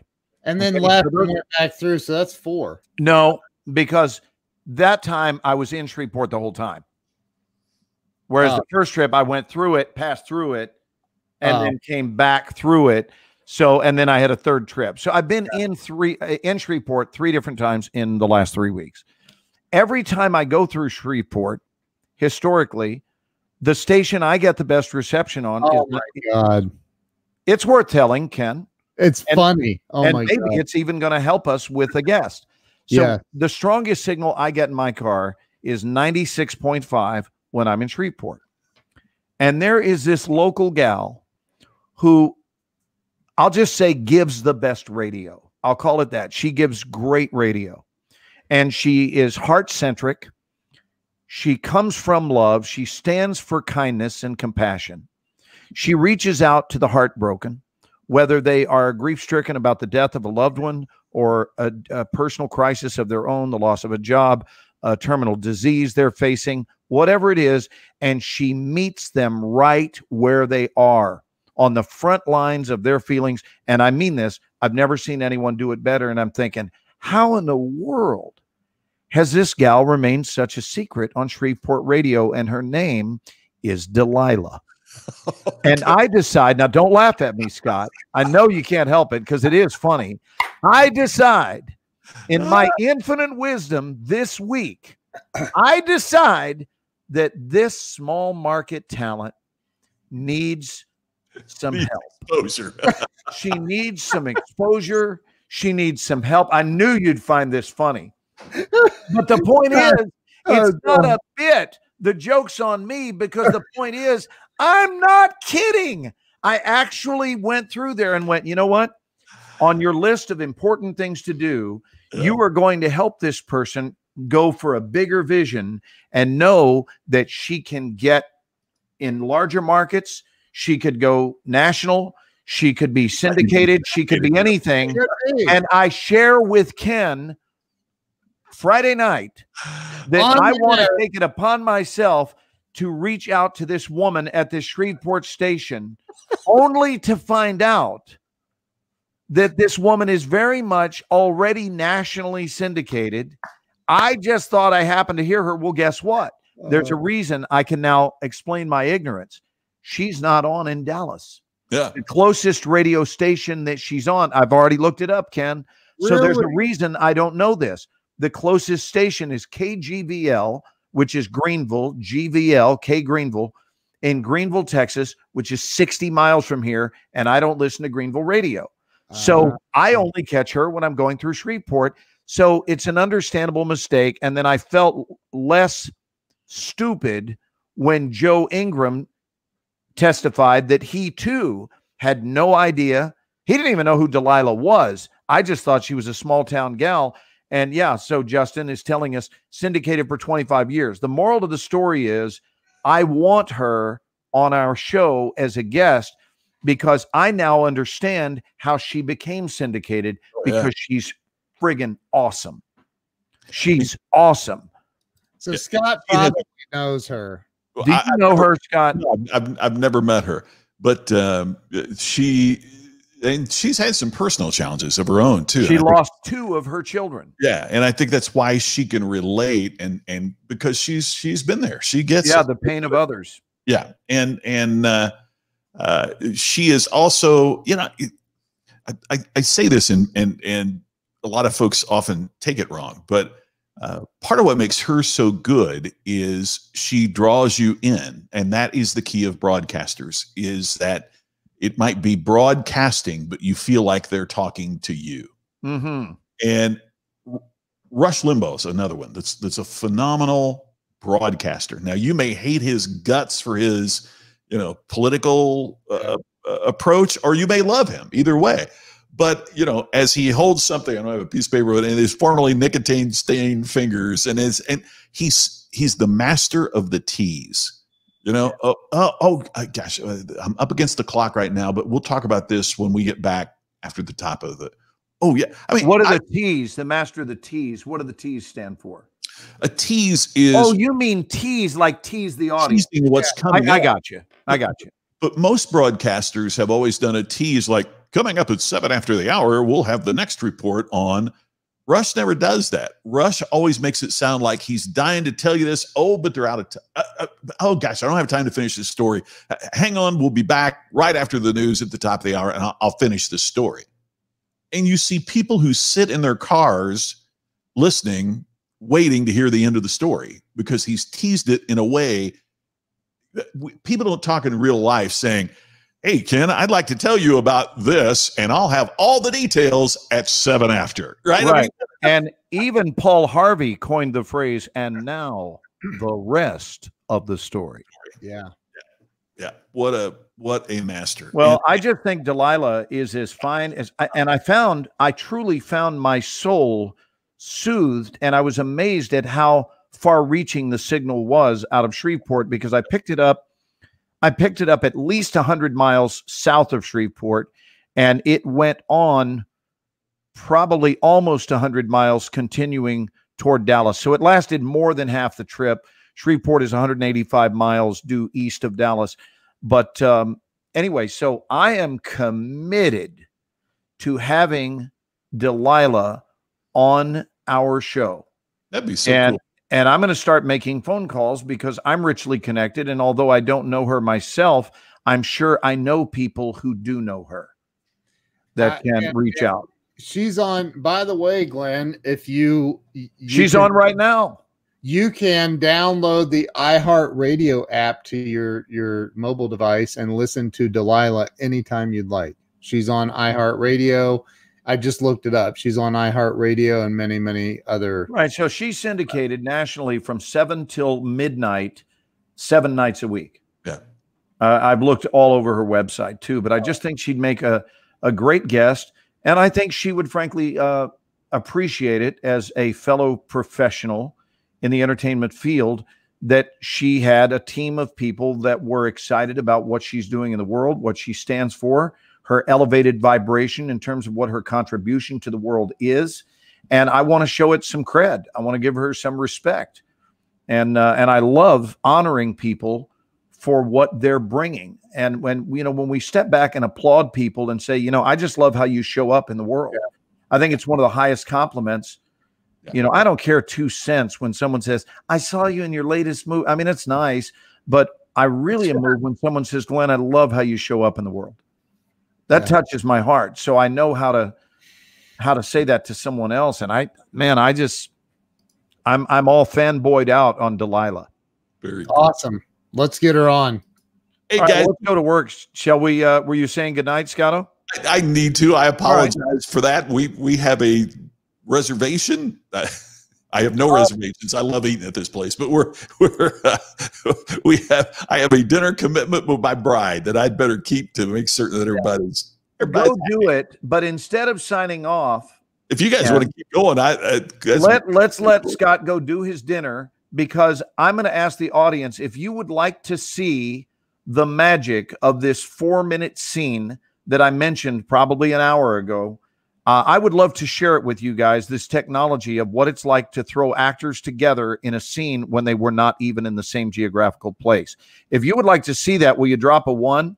And let's wish Scott a I'm going to catch A it on lovely dinner. the replay.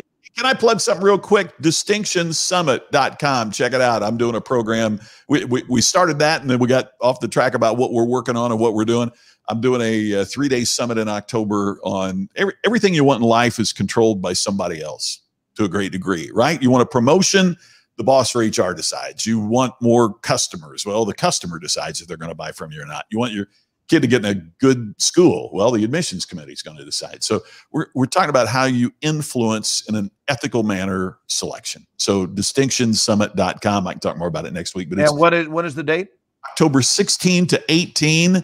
And there's a couple folks on the screen with me right now that are going to get invitations to be guests in chat for a couple more. Nice. Don't mind. I haven't done that yet, but that's on my to-do list for this week. So I'll is that a weekend? Yeah, it's a Friday, Saturday, Sunday? All day Friday, all day Saturday, half day Sunday. Awesome. Yeah. Nice. So, Awesome. Well, we'll look forward to supporting you in it and being a part of it to whatever extent you want us. Well, I look forward to that. Thank you, guys. You and Tammy go have a lovely dinner, brother. Nice And dinner. stay tuned, gang. There's more. Hard to bail out here, but I'll catch up with everybody very soon. See you, Scott. Thank you, brother. Have a great week. Thanks. You too. We'll talk soon. See ya. And then there were two.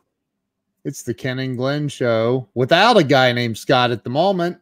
Because a guy named Scott is having dinner with a gal named Tammy. Okay, so you've gotten We got a lot of ones here, man. And here's the deal. You can look it up. Since you're the host anyway, just go to our page. What page? The Extra Mile All Classes. Okay. And we're going to give a little exposure because it's on that page. Hold on. Yasmin is making a peculiar face. He's part of the group. Oh, yeah. He's dialed in big time. Yeah. Yasmin. He's a family member. All right. So again, guys, what you're going to see, we're going to show you a scene from the movie As Good as It Gets. Only this is not the movie that you've seen. This is two actors that are in my workshop that are doing a scene from this film. And please don't compare their performances with the actors that are in the movie because they are not trying to do impressions of those actors. They are growing their own careers. In this case, the male actor is actually in Tulsa, Oklahoma, not just from Tulsa, but did his end of the scene from Tulsa. And the female actress, so that's Brian. The female actress is Stephanie, and she is doing her end of the scene from Dallas. So the distance there is 300 miles, and we have them at a table which has them placed approximately 3 feet apart. Oh, this here, I found it. Yeah, here it is. Okay. Enjoy this, my loves. Hang on real quick. This is fun. I'm going to go back. And I really salute both these actors because they did a I've already job. seen it. I've seen this, and it's Hey, brilliant. guys, we're in bonus time tonight because normally we cut this show at 90 minutes. So our extension tonight is really for all of you. We love you, and we are grateful to serve you and spend a little extra time connecting with your hearts. This is a great scene, by the way. I've seen it. It's amazing. Hang on. Let me get to this and then do this and come over here and do this. And are we ready? Let's do this. Let me make sure I start this at the beginning. Okay, here we go. Did you share your sound? Yep.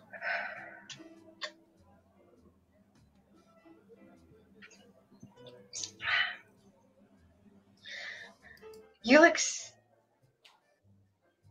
good. You look great.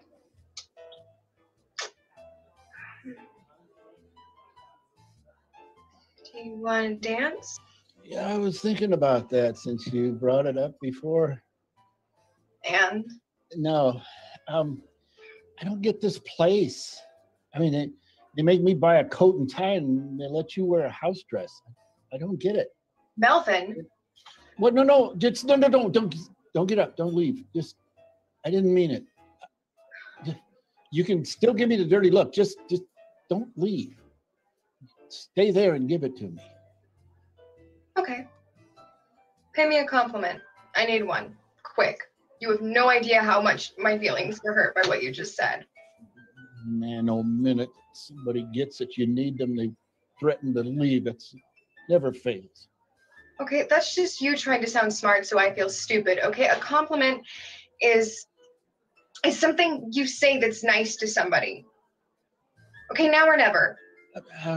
Okay, just.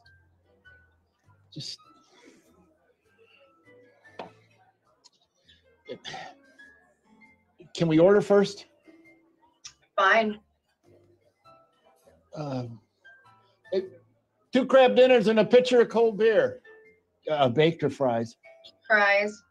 1 fries, 1 baked. Okay. Okay, I got a compliment, and it's true. I feel like you're about to say something so terrible. Don't be pessimistic. It's not your style. Okay, here it goes. Clearly a mistake. All right, I got this, ailment. And my doctor, a shrink, who I used to see all the time, he says 50 or 60% of the time pills really help. I hate pills. Very dangerous things, pills. I'm using the word hate here for these pills. Yeah. Well, my compliment is that time you came to my house and you said that you'd never well, you know, you were there.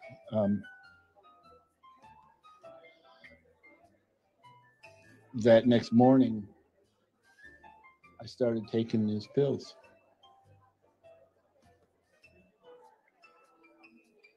I don't quite get how that's a compliment for me.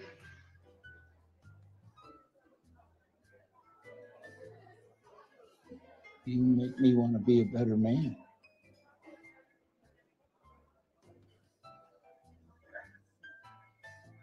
Oh. Oh.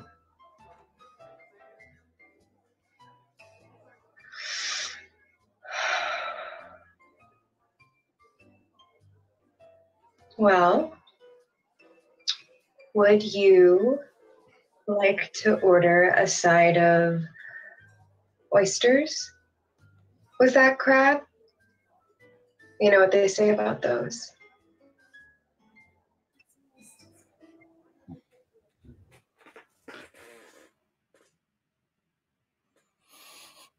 And that's that. That's So amazing. let me, while we're waiting comments on that, let me shed some light on how that magic trick is performed. So they were working alone, each one in their respective city, Tulsa for Brian and Dallas for Stephanie. And they are listening to the other one only, but they can't see them because if they look at the computer screen, the eye line will be wrong for the scene. So they are trusting me entirely to tell them exactly where to look.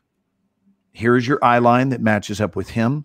Obviously, you don't want to stay in that eye line. You want to move over here and think about what you're going through, what you're feeling, your thoughts, and then look back to the eye line and connect. So they have this, a little Post-it that is put somewhere either on their computer or on a wall that has been designated as the target for the eye line. And both parties are doing that and listening. And, you know, for safety during this COVID period, it allows everyone to do their scene work from home. And then we see the assembled puzzle before they do because it is being assembled live via voice activation. So whenever there's a sound, the camera will jump to the other side. And then when class is over, it gives them the option to download to their computer or to the iCloud, but they will have a copy of what they did, and they still have not seen it. So after class will be the first time for them to see their own efforts pieced together. And then if they really love what they did, then they can be an overachiever and put just a little soft music track up underneath it, which layers in that last remaining bit of reality. And it also paints the illusion that this is done all right there in one spot, so that the same constant music thread is playing through both of their realities as they talk. And that is the final cherry on top of the illusion. And when you realize those actors looked right at each other, went through emotions, went through everything, and both of them were entirely alone 300 miles apart. It's magnificent. And it's what we're working with in the interim. This is not an infomercial for my class. And Ernest, I'll certainly get you that information. But this is just a testimony to what you can create in life when you put your mind to it. Yeah. Instead of accepting the role of the defeated, right? So that could be the first thought, is if you're quick to jump to the conclusion, COVID is present, we're screwed. We have to shut the school down. It's over. Greatest thing I've ever done, which is my connection with my students. It's over. Well, it's only over if you accept that it's over. But what if you just put on your entrepreneurial cap and think differently in an alternate category? How can we do this? Well, I didn't know anything about Zoom. Enter God's gift to me is Ken. And Ken shows up, and shortly after we meet, he's like, dude, you want to go to the Zoom format? Let me teach you how Zoom works. And then we took it and ran from there. So now we have this well-oiled machine that is cranking out product, and it's great fun to see these actors put on these scenes. And now when they get the opportunity to get back on sets, they're going to have a real live flesh and blood human being with them, and they will be magnificent. Yeah. Because they've been starved for human connection, and they've been forced to use their imagination to create the connection that was not there, only in their minds. How cool is that? Some folk and dish sounds. Let me hear something about the ambient noise. Yeah, he said fork. He meant fork and dish sounds in the background. Yeah, I couldn't agree more. Please, Justin, understand this. This is not a finished product. I couldn't agree more that there's a term for that in post, and it's called Foley. For those of you who don't know the post-production terms, you're talking about Foley recording, and that would be where they put in, maybe we hear one of the cooks saying something in the background. We hear sounds of the other people chatting at tables. We hear a fork or a dish, a busboy putting things in a bus tub. All of those things are layered in there to just send the scene off through the clouds. But it's still magnificent nonetheless. And one of the things I would love to do is create an entire film, whether it's a short film or a full-length feature, just as a novelty item, a full-length feature where the actors never met. They never met. They never shared the same room twice. They were never together. And it's all done by the miracle of magic. So that's cool. Yeah. You guys all enjoy that. That was awesome. Did you get my text message during? Oh, sorry. I was so jacked up. No, it's all right. It's all good. So okay. Everybody absolutely loved that. And I loved it. I loved it. Cool. Well, Bud, you know what I'm going to do? I'm going to spend a little more time with Yasmin before she's got to take off. Because she knows I go into teaching mode. By the way, we have no class tomorrow, Ken. I saw that. It's because it's the 5th week. And we only do 4, right? We do 4 weeks. Now, we are doing class Tuesday, but that's because it's a new month. Got it. So no class tomorrow. I get the day off, and she's just in town with us for a very short time. I am going to listen to a little Delilah. Is she there? Is she there tonight? She leaves tonight? No, she's not going back for a couple of days. She'll be heading back to her place. Well, tell her to come on camera and say goodbye to me and everybody else. Oh, well, she can come do that. I'm going to put her in the hot seat. Everyone, this is my dear friend, Yasmin. Well, you don't have to get up. I do, in order for her to sit right down in the hot seat. Hold on. Yeah, let's have her. Maybe I should interview her like I do on my show. Yes. I think you need some females in your show, frankly. You should interview her because tonight's topic is whatever. Hey, Joan. I see Susan. Yeah. All right, I'm invading. Miss Carolyn, you lovely ladies. Don't you think there should be a lady? Yes, I agree. Don't you think you need a lady's voice? A lady's heart, a lady's perspective? Yes, No. absolutely. Go back in the other room while he interviews you. Listen. Absolutely. I'm not interviewing her tonight. I have to go. My You guys are on 2 hours. I know. My text message to Glenn was, I have to go after this scene. So, Oh my gosh. hey, you should come and be on a guest on my show and let me interview you. You tell your I life- would love to. Well, I'm going to send you a link so you can book it. Let's do it. Let's do it. Do it. So here, I love that. Yes, a Delilah voice. Yes, Miss Donna. Miss Donna's lovely too. I get to see her in class. So did Glenn leave? He's like, I'm going to have dinner. I was Might be. Oh, I thought I was paying. oh, He's actually walking around. I'm still here, Ken. I was just Oh. trying to give you a little He's one-on-one. walking around. well, hey, are you, who's taking us out? Do you want to Yasmin, you take us out. Well. This has been a great show. 2 hours of fun-filledness. And it's only Sunday, friends. Kicking it off for a wonderful week for you. From Ken, from Glenn, and Scott, wherever he's dining. Have a great one. And now Yasmin, hey, make sure you join us next Sunday. Share this out with all of your friends and your family. Make sure that you all join us next Sunday at 8 p.m. Eastern Standard Time, 7 p.m. Central, and 5 p.m. Pacific. Join the Ken and Glenn show with a guy named Scott. We love you guys. Hey,